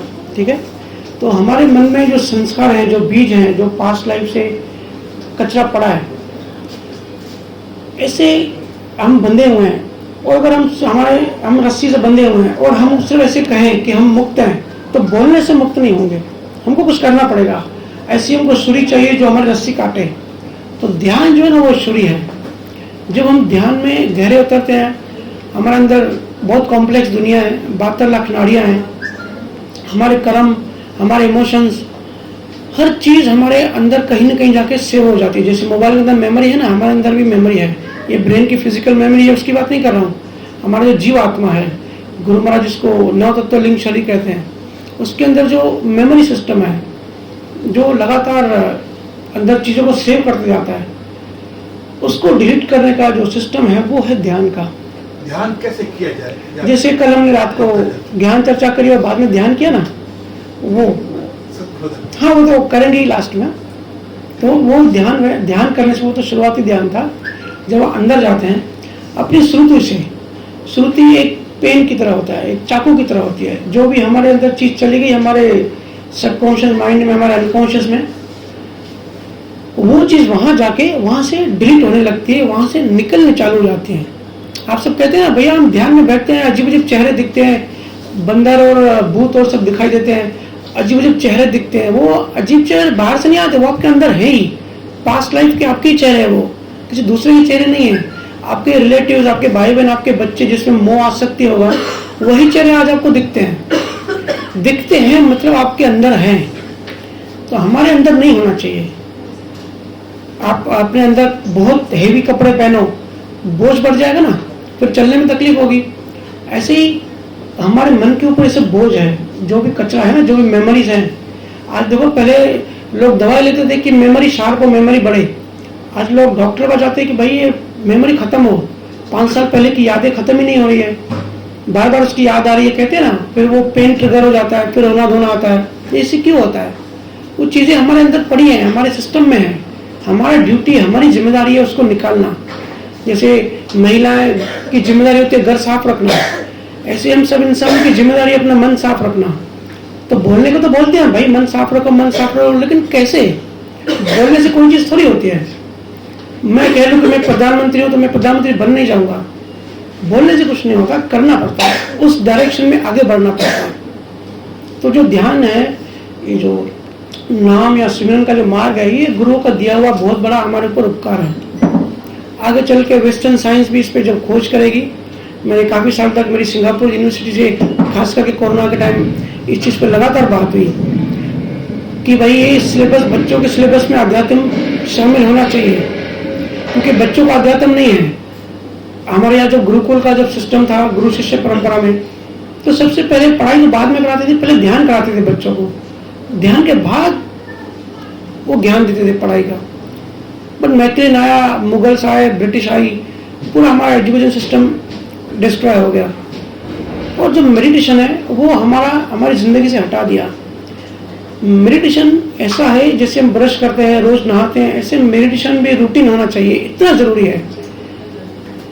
शरीर को भूख लगती है, हमको खाना चाहिए, मन को भूख लगती है, हमारी चेतना को भूख लगती है, हमको पता ही नहीं इसको खाना कैसे मिले। तो ये भी एक रूटीन में ढाल दीजिए। 24 घंटे में कभी भी 24 घंटे परमात्मा के हैं, 10 दिशाएं परमात्मा की हैं। ऐसा कोई नियम नहीं है कि इस दिशा में बैठना है, सुबह को ही बैठना है 4 बजे, रात को नहीं बैठ सकते। जब भी आपको समय मिले, जैसे भी मिले, सिर्फ बैठना है बस। थोड़ी देर मोबाइल से अपने आप को मुक्ति दो। घर में ऐसा जोन बनाओ कि नो फोन जोन। 1-2 घंटे के लिए मोबाइल वहां रख दो कि 2 घंटे मोबाइल वहां से नहीं उठाना है। देखो मैं आपको बता रहा हूँ, ये जो एप्स बनते हैं ना मोबाइल में, इंस्टाग्राम, फेसबुक, व्हाट्सएप, ये इस तरीके से बनाए जाते हैं कि हमको उसकी एडिक्शन हो। जो सॉफ्टवेयर इंजीनियर होते हैं ना, उनको पता है कि हमारा मन कैसे काम करता है, क्या करने से डोपामाइन हमारे ब्रेन में बनेगा।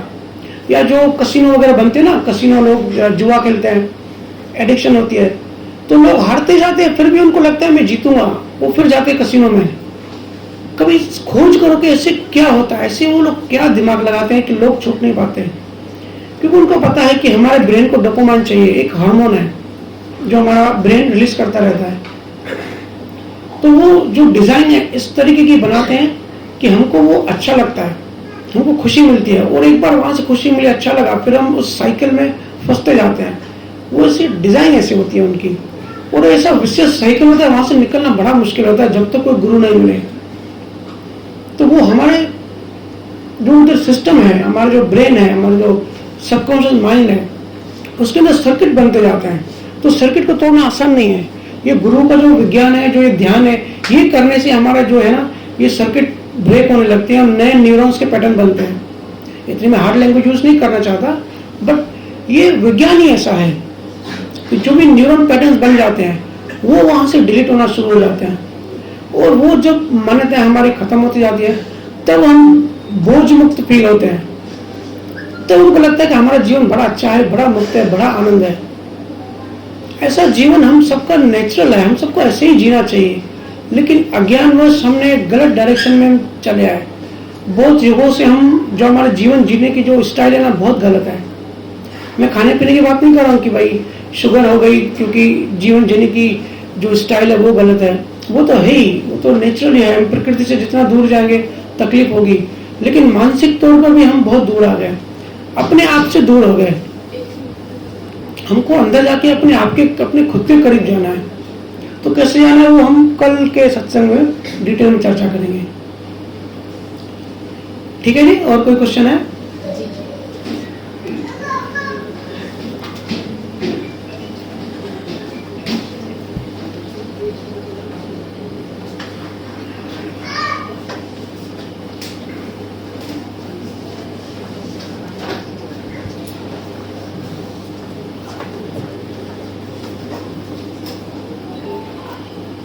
राम राम भैया। राम राम। भैया मेरा ये क्वेश्चन है कि हम जन्म लेते हैं तो हम क्यों जन्म लेते हैं? अब तो मुझ तो नहीं, तो वैसे भी तो हो सकते हैं, जन्म क्यों लेने की जरूरत है मुझको? हम जन्म लेते नहीं, हमको एक धक्का दिया जाता है कुदरत के थ्रू। कुदरत हमारे थ्रू खुद को जिंदा रखती है। हमको मुक्त होना है, फिर भी हम जीवन में क्यों आते हैं? क्योंकि हमने बहुत सारे कर्मा बना लिए। तो जब कोई जीव शरीर छोड़ता है ना, जब उसकी डेथ होती है, तो उसके सबकॉन्शियस माइंड में जो उसके कर्मास इस जीवन के और पुराने जीवन के जो कर्मास पड़े हैं, उससे वो बीज बनता है कि इसके आगे का जीवन कैसे बनेगा। तो कोई चाहता नहीं कि, और ना ही चॉइस होती है। जैसे यहाँ कोई इंसान ने शरीर छोड़ा, उसको पैसे में बहुत मोह है, बहुत अटैचमेंट है, या घर के जो फर्नीचर है उसमें बहुत अटैचमेंट है।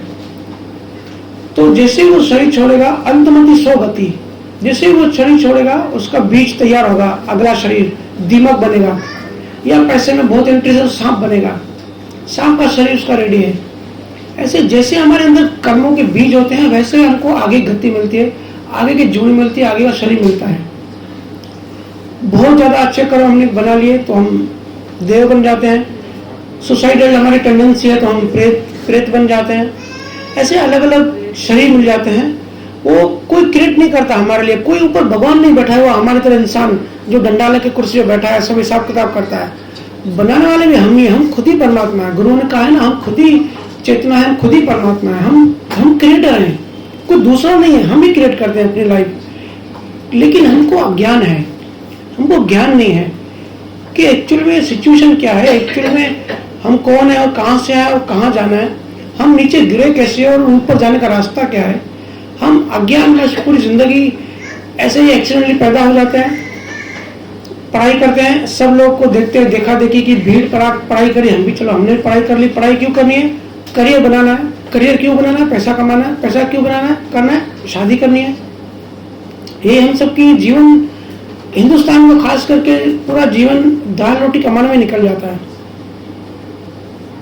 आध्यात्मिक बहुत कम जीवन में आध्यात्मिक रोशनी आ पाती है। ये तो हम सबका जीवन ऐसे निकलते जा रहा है और अंत समय पता पड़ता है कि भाई हम जिंदा थे।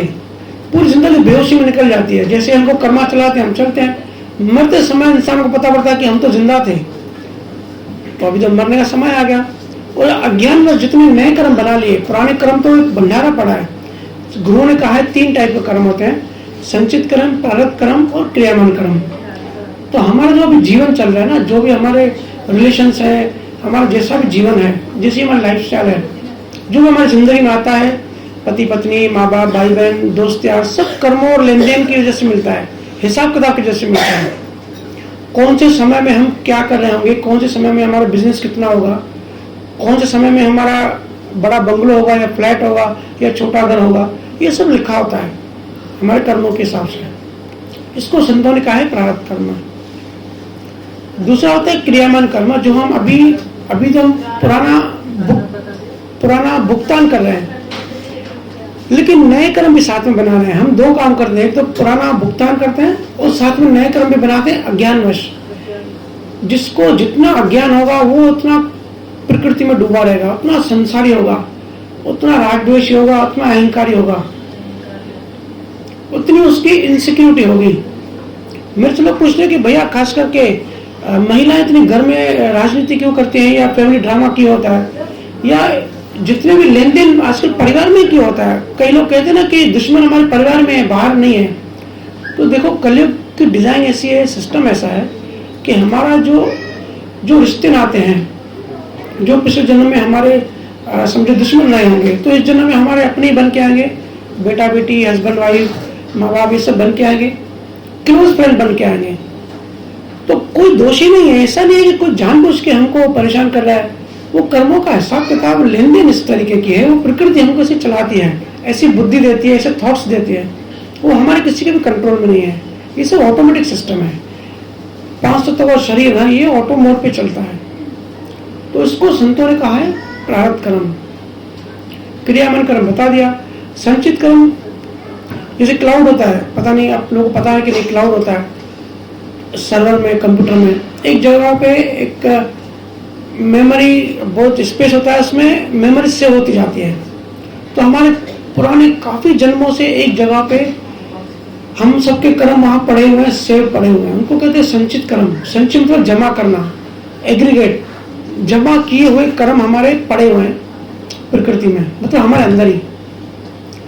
तो जब कोई शरीर छोड़ता है उन जो नए कर्म बना है वो कर्म और जो संचित कर्म पड़े हुए हैं उन दोनों के मिला के नए कर्मों के हिसाब से नया शरीर मिलता है। फिर हमको कर्म धक्का देते हैं। हो सकता है कोई दिल्ली में मर जाए और उसका नेक्स्ट शरीर पंजाब में रेडी पड़ा है, वो विद इन सेकंड पंजाब में वो दूसरा जन्म ले लेगा। जैसे जहाँ लेन देन होगी पास्ट कर्मों के हिसाब से और प्रेजेंट कर्मों के हिसाब से, तो यहाँ शरीर छूटा वहाँ दूसरा जन्म लिया। वो डिपेंड करता है, हर किसी के अपने अपने कर्म होते हैं। किसी के 3 दिन जो कहते हैं भटकते हैं, किसी के 12 दिन, कोई स्पेस में फंस जाता है कई सालों तक, मुक्ति नहीं मिलती। फिर किसी को हमेशा दूसरा शरीर मिल जाता है। ये डिपेंड करता है, हर किसी के इंडिविजुअल अपने अपने कर्मों के हिसाब से अपनी अपनी गति होती है। मोस्टली ऐसे होता है यहाँ शरीर छूटा वहाँ दूसरा शरीर मिल गया। या जो सुसाइड करते हैं, सुसाइड किया और कुछ साल प्रेत बन गए। तो ऐसे हम सबका जीवन चलता है। तो नया जन्म जो है वो हम लेते नहीं है, हमको जबरदस्ती धक्का मारा जाता है। कर्म हमको धक्के मारते हैं। कोई भगवान नहीं बैठा हमको धक्का मारा, जैसे धर्मराज कहते हैं, तो वो धर्मराज नहीं है, वो नियम राज है। ये नियम काम करता है। कुदरत जो है नियम से काम करती है, उसके गुण है, उसके नियम है। अभी समय कम है, हम इतनी डिटेल में चर्चा नहीं कर सकते कि वो नियम कौन से हैं, ये नियम कैसे काम करते हैं अपने आप, बट सब ऑटो मोड पे है। एक यूनिवर्सल कॉन्शियसनेस है, यूनिवर्सल इंटेलिजेंस सिस्टम है। ये इंटेलिजेंस सिस्टम काम करता है जिसको हम कुदरत कहते हैं, प्रकृति कहते हैं। कोई वहां चलाने वाला नहीं है। क्रिएटर हम खुद हैं, परमात्मा। हमको अगर ज्ञान है तो हम प्रकृति से मुक्त हो जाते हैं। अगर ज्ञान नहीं है, अज्ञान है, तो हम फंस जाते हैं और फंसते फंसते हर जन्म में फंस जाते हैं। ठीक है देवांश भाई? भैया मेरा एक और क्वेश्चन है जी। टाइम का देखना, टाइम का अगर हो जाए तो मुझे बता देना। भैया मेरा ये भी क्वेश्चन है कि इलेक्ट्रॉन, प्रोटॉन और ये न्यूट्रॉन क्या होते हैं भैया, क्या काम करते हैं? देखो हिंदुओं में गॉडेस की धर्म ग्रंथ में है कि प्रकृति का, कुदरत का मैनेजमेंट जो है ब्रह्मा विष्णु महेश करते हैं। ठीक है, ब्रह्मा क्रिएट करता है, विष्णु जो है मेंटेन करता है और महेश डिस्ट्रॉय करता है। ये कुदरत के जो पार्टिकल्स हैं, इलेक्ट्रॉन, प्रोटॉन, न्यूट्रॉन, उस समय इसकी खोज तो हुई थी, लेकिन लोगों का मन इतना विकसित नहीं था कि इनको पार्टिकल्स बताया जाए, क्योंकि पार्टिकल्स हमारी आंखों से नहीं देखती, वो सूक्ष्म कण होते हैं, परमाणु अणु जो होते हैं। तो उस समय उनको बताने के लिए ब्रह्मा विष्णु महेश गॉड क्रिएशन कर दिया। एक्चुअली ये जो पार्टिकल्स है, ये जो यूनिवर्स है, पार्टिकल्स पे चलता है, परमाणु से चलता है। तो इलेक्ट्रॉन, प्रोटॉन, न्यूट्रॉन का वही गुण है जो ब्रह्मा विष्णु महेश का गुण है। ठीक है, तो हम उनको ऐसे मानते हैं कि कोई भगवान है जो आसमान में बैठे हुए हैं। ये गुण है, ये पार्टिकल्स हैं। अभी भी पार्टिकल्स की खोज चल रही है। अभी तो आगे के नए नए पार्टिकल्स खोज लिए गए, जिनको हम सब देवता कहते हैं ना, इंद्र देवता, अभी किसी ने भजन गाए। ये सब देवता के ऐसे पार्टिकल्स हैं, लेकिन पार्टिकल्स की भाषा में गुरु ने उनको अलग नाम दे दिए। फायर का, ये जो जितने भी एलिमेंट्स हैं, जितने भी तत्व हैं, तो ये कोई गॉड, कोई भगवान नहीं बैठा हुआ, ये पार्टिकल्स ही हैं। इन सब के अपने गुण हैं, अपना रोल है, अपना अपना काम है, अपना अपना डिपार्टमेंट है, और इनको भी फ्रीडम नहीं है कुछ करने की। इनका भी जो रोल है, जैसे इलेक्ट्रॉन का रोल क्या है, वो ऑर्बिट करता है प्रोटॉन न्यूट्रॉन को, वो पकड़ के रखता है। जैसे इलेक्ट्रॉन अलग हुआ, इलेक्ट्रिसिटी बन जाती है, या दूसरे अणु से मिल गया तो दूसरा नया एलिमेंट बन जाता है। तो ऐसे कुदरत में चेंजिंग होती रहती है। जैसे पानी है, H2O, हाइड्रोजन और ऑक्सीजन से पानी बनता है, तो वाटर एक तत्व है, लेकिन अगर उसको डीप में जाएंगे तो हाइड्रोजन और ऑक्सीजन है। तो हाइड्रोजन और ऑक्सीजन को हम इंग्लिश में बोलते हैं, लेकिन जो ये ग्रंथ है इसमें कोई ना कोई भगवान का नाम दे दिया समझाने के लिए। तो जितने भी ये ग्रंथ है, पूजा अर्चना हम सब करते हैं, इन सब का उद्देश्य है कि ये मुक्ति, हम सबको मुक्त होना है। असली बात यह है। अभी तो हम पूजा ऐसे करते हैं, पूजा अर्चना ऐसे करते हैं कि हमारा संसार बढ़े, हमारी दुकान चलने लगे, हमारा बिजनेस बढ़े, संसार मांगते रहते हैं। वो प्रार्थना नहीं होती, वो संसार तो वैसे ही चलता है कर्मों से, चाहे हम मांगे चाहे ना मांगे, है ना। तो जब हमको संसार के नियम, प्रकृति के नियम समझ में आ जाते हैं, तब जो भ्रम है, संशय है, सब निकल जाते हैं। ठीक है देवांश भाई? Next question. नमस्कार जी। नमस्कार जी नमस्कार। मैं ये कह रहा था सर से देह क्या है सर, ये देह का विस्तार में आप बताइए। दूसरा मेरा ये सवाल है सर, जीव इतना मुश्किल से भजन वगैरह करके कई जन्मों के बाद में उस परमात्मा से मिलता है, ब्रह्म से जाके मिलता, फिर वापस ब्रह्म में जाके फिर वापस जीव क्यों आता है? ये बार बार जीव क्यों बार बार ये चक्र काटता है, उसके बारे में देखिए, आपने पूछा कि नियक्षर क्या है। नियक्षर कह लीजिए, सतनाम कह लीजिए, सनातन सत्य इसको कहते हैं। प्रकृति जो है ना, चेंजिंग अवस्था है, बदलती रहती है। तो जो भी चीज बदलती है उसके पीछे एक ऐसी स्टेबल चीज होती है जिसपे वो डिपेंड है, जिसपे वो बेस होता है। तो नियक्षर जो है, जिसको नाम कह लीजिए, सतनाम कह लीजिए, निशब्द कह लीजिए, अलग गुरुओं ने अलग चीज यूज की है, लेकिन इसको परमात्मा ने समझ लिए। ऐसा मूल तत्व है जो स्टेबल है, जो सनातन है। सनातन का मतलब क्या होता है? जो ना कभी पैदा हुआ ना कभी खत्म होता है। संसार में जितनी भी चीजें हैं ना, सब चीजें कभी ना कभी पैदा होती है, कभी ना कभी खत्म होती है, क्योंकि समय में है। प्रकृति में चीज बनेगी और खत्म होगी, ये प्रकृति का नियम है। लेकिन इसके पीछे ऐसी चीज है जिसपे सब कुछ बेस है, वो नियक्षर, निशब्द, नाम, वो मूल तत्व है। उसको हम हिंदुस्तान में परमात्मा कहते हैं, आत्मा कहते हैं, कोई गॉड कहते हैं, परम चेतना कहते हैं। नाम कुछ भी नहीं, नाम से कुछ फर्क नहीं पड़ता, शब्द आप कुछ भी यूज कर लिए। असली बात ये समझना कि मूल तत्व है जिसपे सब कुछ डिपेंड है, जिससे सब शुरुआत हुई। ठीक है, तो मूल तत्व को नियक्षर कहते हैं। वही गुरुओं के द्वारा अनुभव किया हुआ वही नियक्षर जब जीव के अंदर जागृत होता है। जैसे हमको दही बनानी होती है दूध में, तो हम क्या करते हैं, रात को थोड़ी सी दही दूध में डाल देते हैं, सुबह तक वो अपने आप पूरा दूध दही बन जाता है, होता है ना ऐसे। तो वो जो नियक्षर जिसकी मैं बात कर रहा हूँ, जो सतनाम है, जो मूल तत्व है पूरे कायनात का, गुरुजन केवल ज्ञानी या जिनके पास सत्ता है नियक्षर की, वो थोड़ा सा नियक्षर जीव के अंदर डाल देते हैं। जैसे सुबह तक अपने आप दही बन जाती है, एक समय के बाद वो केवल ज्ञानी जिसके अंदर नियक्षर डाल दिया वो खुद नियक्षर बन जाता है। अगर सच्चा नियक्षर है तो समय के बाद वो खुद ही परमात्मा बन जाता है, मतलब उसको मोक्ष हो जाता है। उसकी विधि है, उसका प्रोसेस है, वो हम कब डिटेल में चर्चा करेंगे। ब्रह्मा का आपने पूछा कि जीव पार ब्रह्म में जाके रुकते हैं, वो ब्रह्म से वापस जब सृष्टि की जब प्रलय आता है, प्रलय में वापस वो जीव बन जाते हैं। देखिए, बीज है, हम सब है ना, ये साइंस सब बड़े ध्यान से समझे। लॉ ऑफ कर्मा भी यही कहता है, कोई कहीं का भी ज्ञानी हो, एक चीज सबका मत कॉमन है, सब सियाने एक मत, कि जो बोगे वही काटोगे, जो जिसका बीज होता है ना वही फल आता है। ये पूरी दुनिया में माना जाता है, cause and effect, action and reaction. आम का बीज है तो आम ही निकलता, आम से केला नहीं निकलता। तो असली ये बीज और वृक्ष का जो गुरु महाराज ने काफी जगह पे यूज किया ये एग्जाम्पल, बीज और वृक्ष के बहुत सारी उसमें ये पक्का नियम है। लोग बुद्ध को नहीं मानते थे, और उस समय हिंदू और बुद्ध की लड़ाई होती थी। जो वेद पढ़ते थे, जो उपनिषद पढ़ते थे, वो बुद्ध को बोलते थे कि तू अलग बता रहा है, तो बुद्ध बोलते थे मैं अलग नहीं बता रहा हूँ, लेकिन मैं सरल भाषा में बता रहा हूँ। तो बोलते थे नहीं, चमत्कार की बात होती है।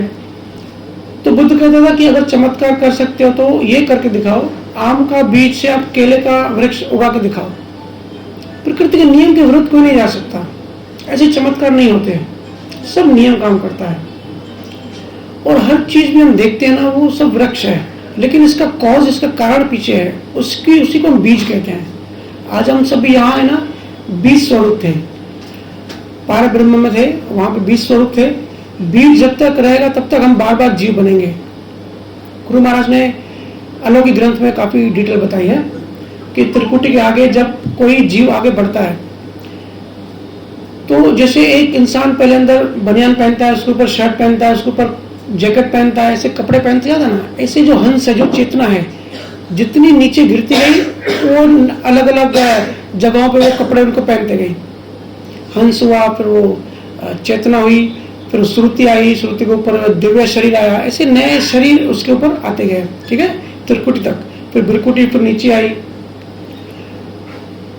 एक लोक होता है चिदानंद ब्रह्मा, आनंद लोक विश्व कह लो, वहां से चेतना की शुरुआत हुई, अवेयरनेस की, होश की। वहां से जब नीचे आए, पहले तो जीवात्मा बन गई, 9 तत्व लिंग शरीर आ गया। वो जब और नीचे आया, भ्रकुटी पे आया, फिर ये फिजिकल ओंकार और महातत्व के कारण दूसरे प्रकृति के तत्व मिले, फिर ये जीवात्मा बनी, जीवात्मा से फिर फिजिकल शरीर मिल गया। फिर जब फिजिकल शरीर मिला तो हमने अज्ञान वश कर्म बनाए, फिर हम कर्मों की विशेष साइकिल में फंस गए। ये पूरा जीवन हमारा ऐसे बना, क्रिएशन ऐसी हुई। अब हमको वापस जाना है। आपने कहा कि बार बार ब्रह्म में जाते हैं फिर वापस नीचे आते हैं, ऐसे क्यों होता है? जब तक बीज है, ब्रह्म भी एक बीज है, जब तक बीज को डिलीट नहीं करेंगे, बीज से वापस वृक्ष बनेगा। जब भी कोई जीवात्मा है, चेतना जब भी ट्रेवल करती है, आगे बढ़ती है, चिदानंद ब्रह्म से आगे शिव ब्रह्म में पहुंचती है, तो उसका 9 तत्व लिंग शरीर छूट जाता है, सब छूट जाता है, फिजिकल शरीर भी छूट जाता है, और ये मन चित्त बुद्धि अहंकार भी छूट जाता है, मन छूट जाता है, लेकिन बीज स्वरूप फिर भी बाकी रहता है। ब्रह्म में जाके, पार ब्रह्म के पॉइंट है, वहां जाके वो बीज स्वरूप बनता है। हल्की सी समझो चेतना, हल्का सा होश, समझो कोई कोमा में है लेकिन हल्का सा होश है, वो वहां पे अवस्था होती है।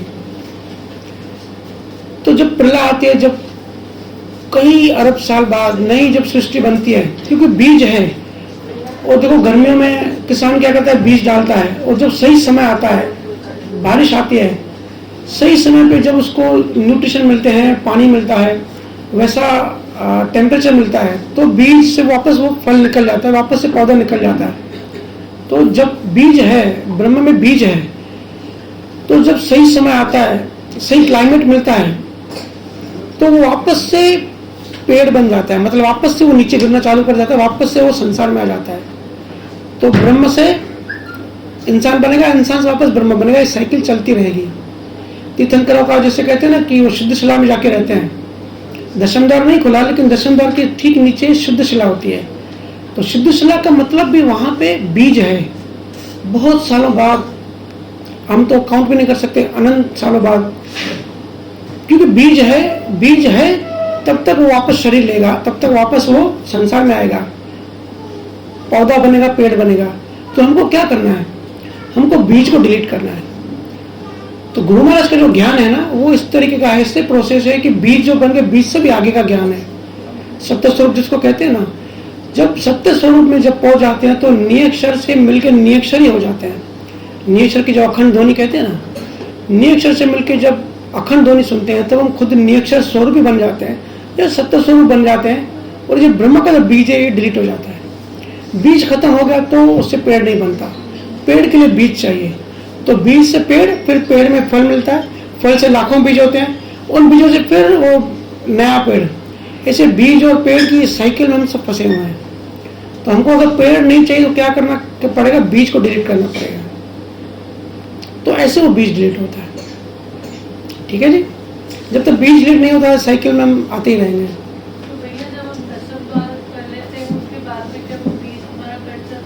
दशम द्वार के बाद जब अखंड नाद, अखंड ध्वनि हम सुनते हैं, वो सुनते सुनते हमारी समाधि लग जाती है। ठीक है, तब जितने भी हमारे शरीर है, सिर्फ फिजिकल शरीर की बात नहीं कर रहा हूँ, इसके पीछे जितने भी हमारे शरीर है, जितने भी काया है, ये सब खत्म होते जाते हैं।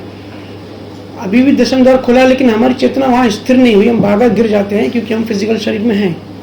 लेकिन रेगुलर प्रैक्टिस करने से, रोज करने से, जब हमारी वहाँ स्थिरता बढ़ जाती है, तो हम 24 घंटे 12 महीना वहाँ स्थिर हो जाते हैं, तो हमारा अनुभव ज्ञान हो जाता है। उसके बाद फिर हम वापस नहीं आते।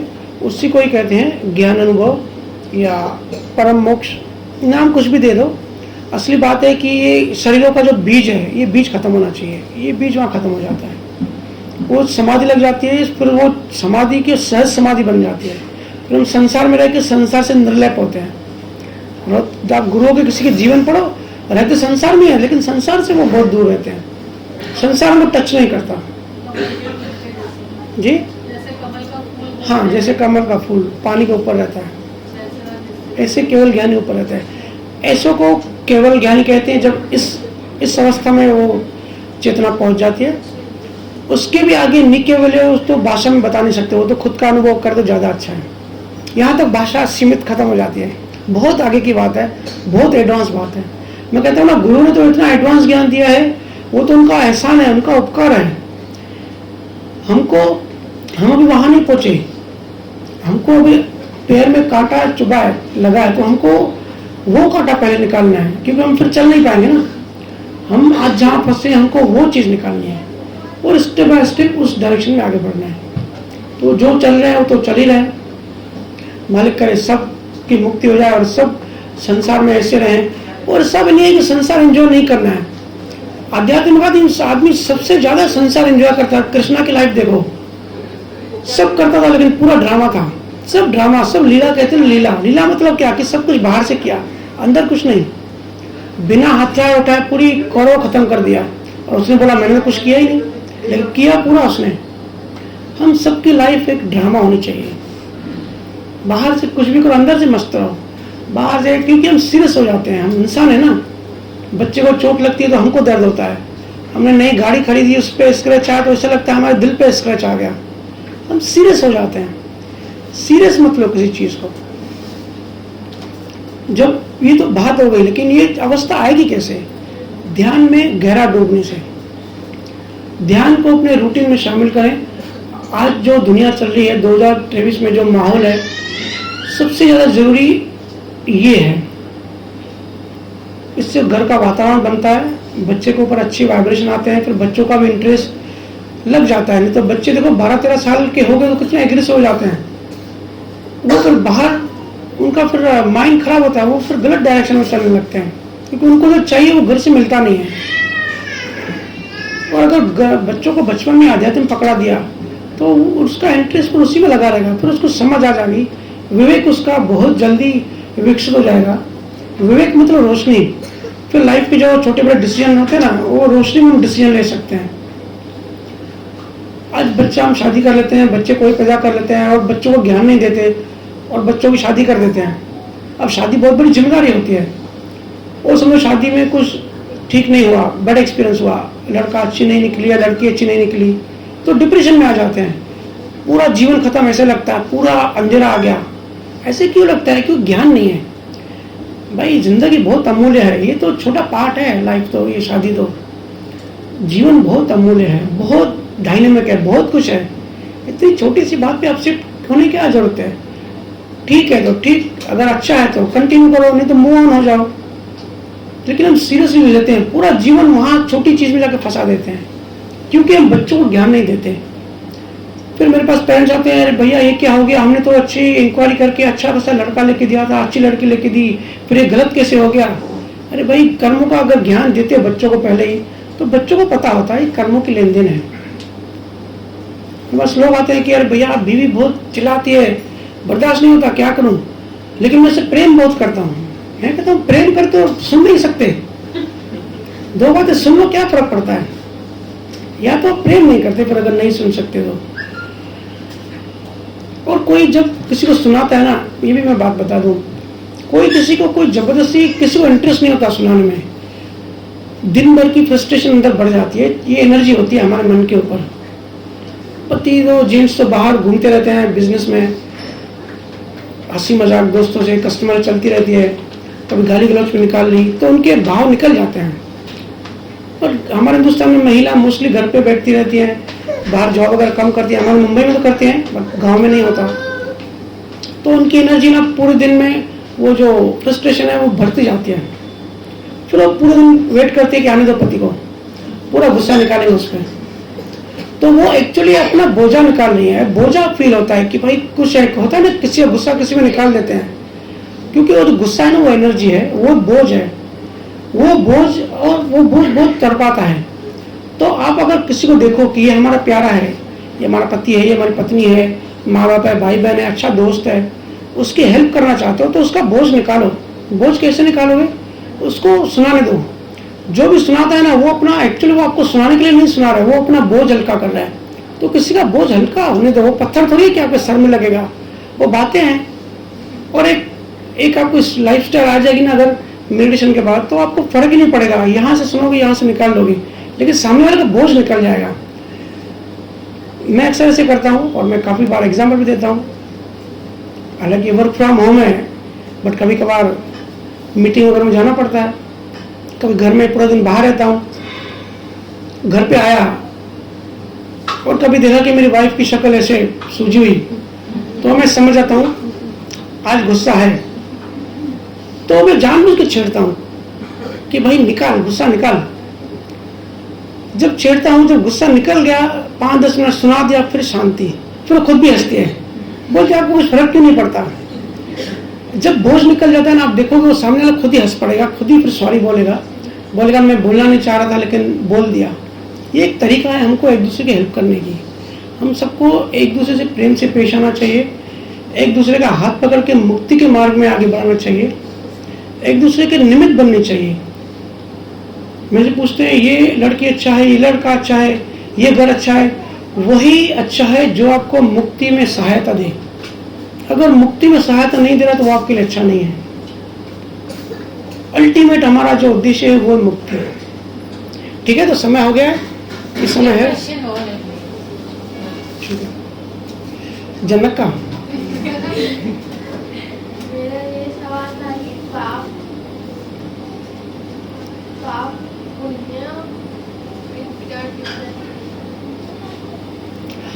पुण्य पाप पुण्य दो होते हैं, एक होते हैं आध्यात्मिक, एक होते हैं सांसारिक। ठीक है, पाप मतलब हम अगर किसी का बुरा भाव करते हैं, किसी का नुकसान करने की नियत करते हैं, किसी की इंसल्ट करने की हम ऐसे इमोशन पैदा करते हैं कि इसकी हम बेइज्जती करें, तो ये इसको कुदरत की नज़र में कुछ पाप पुण्य नहीं होता। कुदरत की नज़र में सिर्फ एनर्जी होती है, लेकिन वो एनर्जी विकृत हो गई क्योंकि हम जो देते हैं वो हमारे पास ही वापस आता है। तो अगर हमने किसी के लिए खराब नियत की कि इसकी हम टांग तोड़ते हैं, हमने ऐसे भाव किया, ठीक है, तो वो हमारे अंदर ही वो भाव आ गया, सामने वाले के अंदर नहीं गया, हमारे अंदर ही है। तो कुदरत क्या करती है, जैसा भी मैं बताया ना, बीज होता है वैसा पेड़ होता है। कुदरत का एक ही काम है, बीज का पेड़ बनाना। तो कुदरत देखेगी इसके अंदर टांग तोड़ने का बीज है, तो कुदरत नेक्स्ट जन्म में वो हमारी टांग तोड़ देगी। हम गिर जाएंगे ऐसे ही, या फ्रैक्चर हो जाएगा कुछ समय के लिए, वो भुगतान हमारे पर ही आएगा। तो जो बोलते हैं ना दूसरे के लिए खट खोद, वो खुद ही गिरते हैं, उसके पीछे ये विज्ञान है। कुदरत के हिसाब से पाप पुण्य नहीं होता, कुदरत सिर्फ एनर्जी है।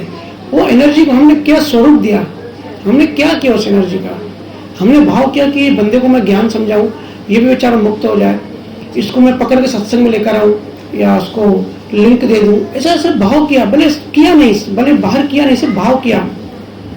तो ये हमने से ऐसे इमोशंस, ऐसी एनर्जी बन गई कि हमने किसी की हेल्प करी, तो नेक्स्ट जन्म में यही पेड़ बनेगा, हमारी हेल्प हो जाएगी। हम खुद ब खुद सत्संग में जाने के संजोग बनेंगे, कुदरत से सिचुएशन बनाएगी। आज देखो बहुत सारे लोग सत्संग सुनना चाहते हैं लेकिन घर वाले अलाउ नहीं करते, किसी का हस्बैंड अलाउ नहीं करता, किसी की वाइफ अलाउ नहीं करती, या बिजनेस के कारण नहीं आ पाते, मतलब संजोग नहीं बनते। और किसी किसी के पति पत्नी हेल्प करते हैं कि चलो साथ में सत्संग सुनते हैं। तो ये पास्ट लाइफ के जो मैं पुण्य कह रहा था ना, अगर हम दूसरों के लिए अच्छा भाव करते हैं तो वो हमको ही हेल्प मिलती है। कुदरत का नियम है, जो हम अपने अंदर डालते हैं वही हमको देती है, डिमांड एंड सप्लाई। क्योंकि हम परमात्मा है ना, हम जो डिमांड करते हैं वो हमको, हमारी वो डिमांड पूरी होती है। जड़ और चेतन, चेतना मतलब परमात्मा, उसको पुरुष भी कहते हैं, जड़ मतलब माया प्रकृति, नाम कुछ भी दे दो। जड़ और चेतन का मिलन हुआ। जैसे पति घर में डिमांड करता है कि मेरे को ये खाना बना के दो, तो पत्नी खाना बना के देती है, डिमांड पूरी करती है। ऐसे ही चेतना, हमने जो डिमांड किया कि भाई टांग तोड़नी है, तो नए जन्म में प्रकृति हमारी टांग तोड़ देती है, क्योंकि हमने डिमांड किया। हम क्रिएटर हैं, हम डिमांड करते हैं और प्रकृति उसको सप्लाई करती है, डिमांड एंड सप्लाई। ठीक है, भैया एक ग्रुप में किसी ने क्वेश्चन पूछा है, आत्मा जब अज्ञान रहित हो जाती है तो उसका क्या प्रूफ है कि वो मोक्ष में गई, और आत्मा में सुख है, ऐसे वैसे कैसे अनुभव करें, और इसका भी क्या प्रूफ है कि जब हम उस स्थिति में तो हमें सुख मिलेगा, आनंद मिलेगा। आत्मा अज्ञान में नहीं रहती, आत्मा हमेशा ज्ञान में ही रहती है, अपने मूल स्वरूप में। मूल तत्व जो नियक्षर के मैंने बताया ना, वो हमेशा अपने गुण में, अपने स्वरूप में ही होता है। संतों ने नाम दे दिए, आनंद स्वरूप, ज्ञान स्वरूप, अनंत स्वरूप, ऐसे बहुत सारे उसके गुण हैं। वो अपने गुण में हमेशा है ही, उसकी लाइट कभी डिफेक्ट नहीं होती, कभी माइल्ड नहीं होती, लेकिन प्रकृति के आवरण लग जाते हैं। जैसे बल्ब है, उसके ऊपर आप कपड़े रखते जाओ तो बल्ब की रोशनी जो है वो तो उतनी है, रेडिएट कर रही है, लेकिन जितने कपड़ों के लेयर्स लगाएंगे ना, उतनी जितने आवरण लगाएंगे उतनी वो धीमी होती जाएगी। बल्ब अपनी तरफ से कम नहीं है, लेकिन उसके ऊपर आवरण ऐसे आ गए। जैसे चेतन तत्व है वैसे जड़ भी तत्व है, वो पावरफुल तत्व है, इतना हेवी तत्व है कि वो चेतना के ऊपर आवरण लगा देते हैं। तो जड़ों चेतन से हम मिल जाते हैं और हमारी चेतना ढीली हो जाती है, हमारी चेतना के ऊपर आवरण लग जाते हैं प्रकृति के। इसके लिए अहंकार को से फील होता है कि आनंद नहीं आ रहा है, या मजा नहीं आ रहा है, बेचैनी फील होती है, या ज्ञान नहीं है, या हम जो ब्रह्म में फंस जाते हैं, या अहंकार फंसता है। जो नियक्षर है, जो परम चेतना है, वो कभी भी अपने स्वरूप से बाहर नहीं आता। उसको तो पता भी नहीं है कि संसार बन गया है। संसार तो माया बनाती है, चेतना का भी संसार नहीं। संसार चेतना काम है सिर्फ ऑब्जर्व करना, सिर्फ देखना। तो चेतना सिर्फ देखने का काम करती है। और ये जो भी काम है ना, आवरण डालना, अज्ञान डालना, ये प्रकृति करती है। प्रकृति क्यों करती है? कि प्रकृति के गुण हैं, 164 गुण हैं, लेकिन में जो गुण है 3 गुण है। और ये तीनों गुणों की वजह से कॉम्बिनेशन बनता है। इन कॉम्बिनेशन से फिर पूरा संसार चलता है। और ये प्रकृति अपने आप को जीवित रखती है। ये बच्चे पैदा क्यों करती रहती है? सिर्फ इंसान के नहीं, जानवरों के भी, पक्षियों के भी, पौधों के भी, और दूसरे प्लैनेट्स पे प्रकृति हमारे थ्रू खुद को जिंदा रखती है। प्रकृति मतलब अंधेरा, चेतना मतलब रोशनी। जैसे वो होता है ना महिला का, वो बहुत अंधेरा होता है। जैसे पुरुष का बीज आया तो क्रिएशन हो गई, ऐसे जड़ और चेतन की मिलन से, या ब्रह्मा और माया के मिलन से, गुरु महाराज ने बताया, उनके मिलन से क्रिएशन हो गई। अंधेरे में जब रोशनी पड़ी, चेतना मतलब प्रकाश। ये तो फिजिकल वर्ड्स हैं, भाषा में से बताना पड़ता है, बट वो तो अनुभव की बात है। बट नियरेस्ट जो एग्जाम्पल है, प्रकृति अंधेरे में थी, चेतना ने प्रकाश डाला, मतलब बीज डाला, और उससे हलचल हो गई, 3 गुण पैदा हो गए। इन 3 गुण की वजह से फिर पूरा संसार आज तक चल रहा है। तो आत्मा हमेशा ही आनंद में है। आपने पूछा कि प्रूफ क्या है मुक्ति का या मोक्ष का? देखो, वही तो मैं कहता हूँ कि मरने के बाद मोक्ष मिले इस भरोसे मत बैठना। हम सब आनंद स्वरूप है। हम जो ढूंढ रहे हैं ना, आनंद ही ढूंढ रहे हैं। अगर थोड़ा चिंतन मनन करेंगे, डीप में जाएंगे ना, हमारी खोज क्या है, हमारी प्यास क्या है। हम खुशी ढूंढते हैं। खुशी मतलब कि आनंद। और क्यों ढूंढते हैं?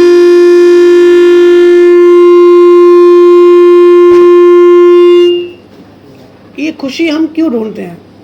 क्योंकि हमारे नेचुरल प्यास है। हम खुद, हमारा वो गुण है असली।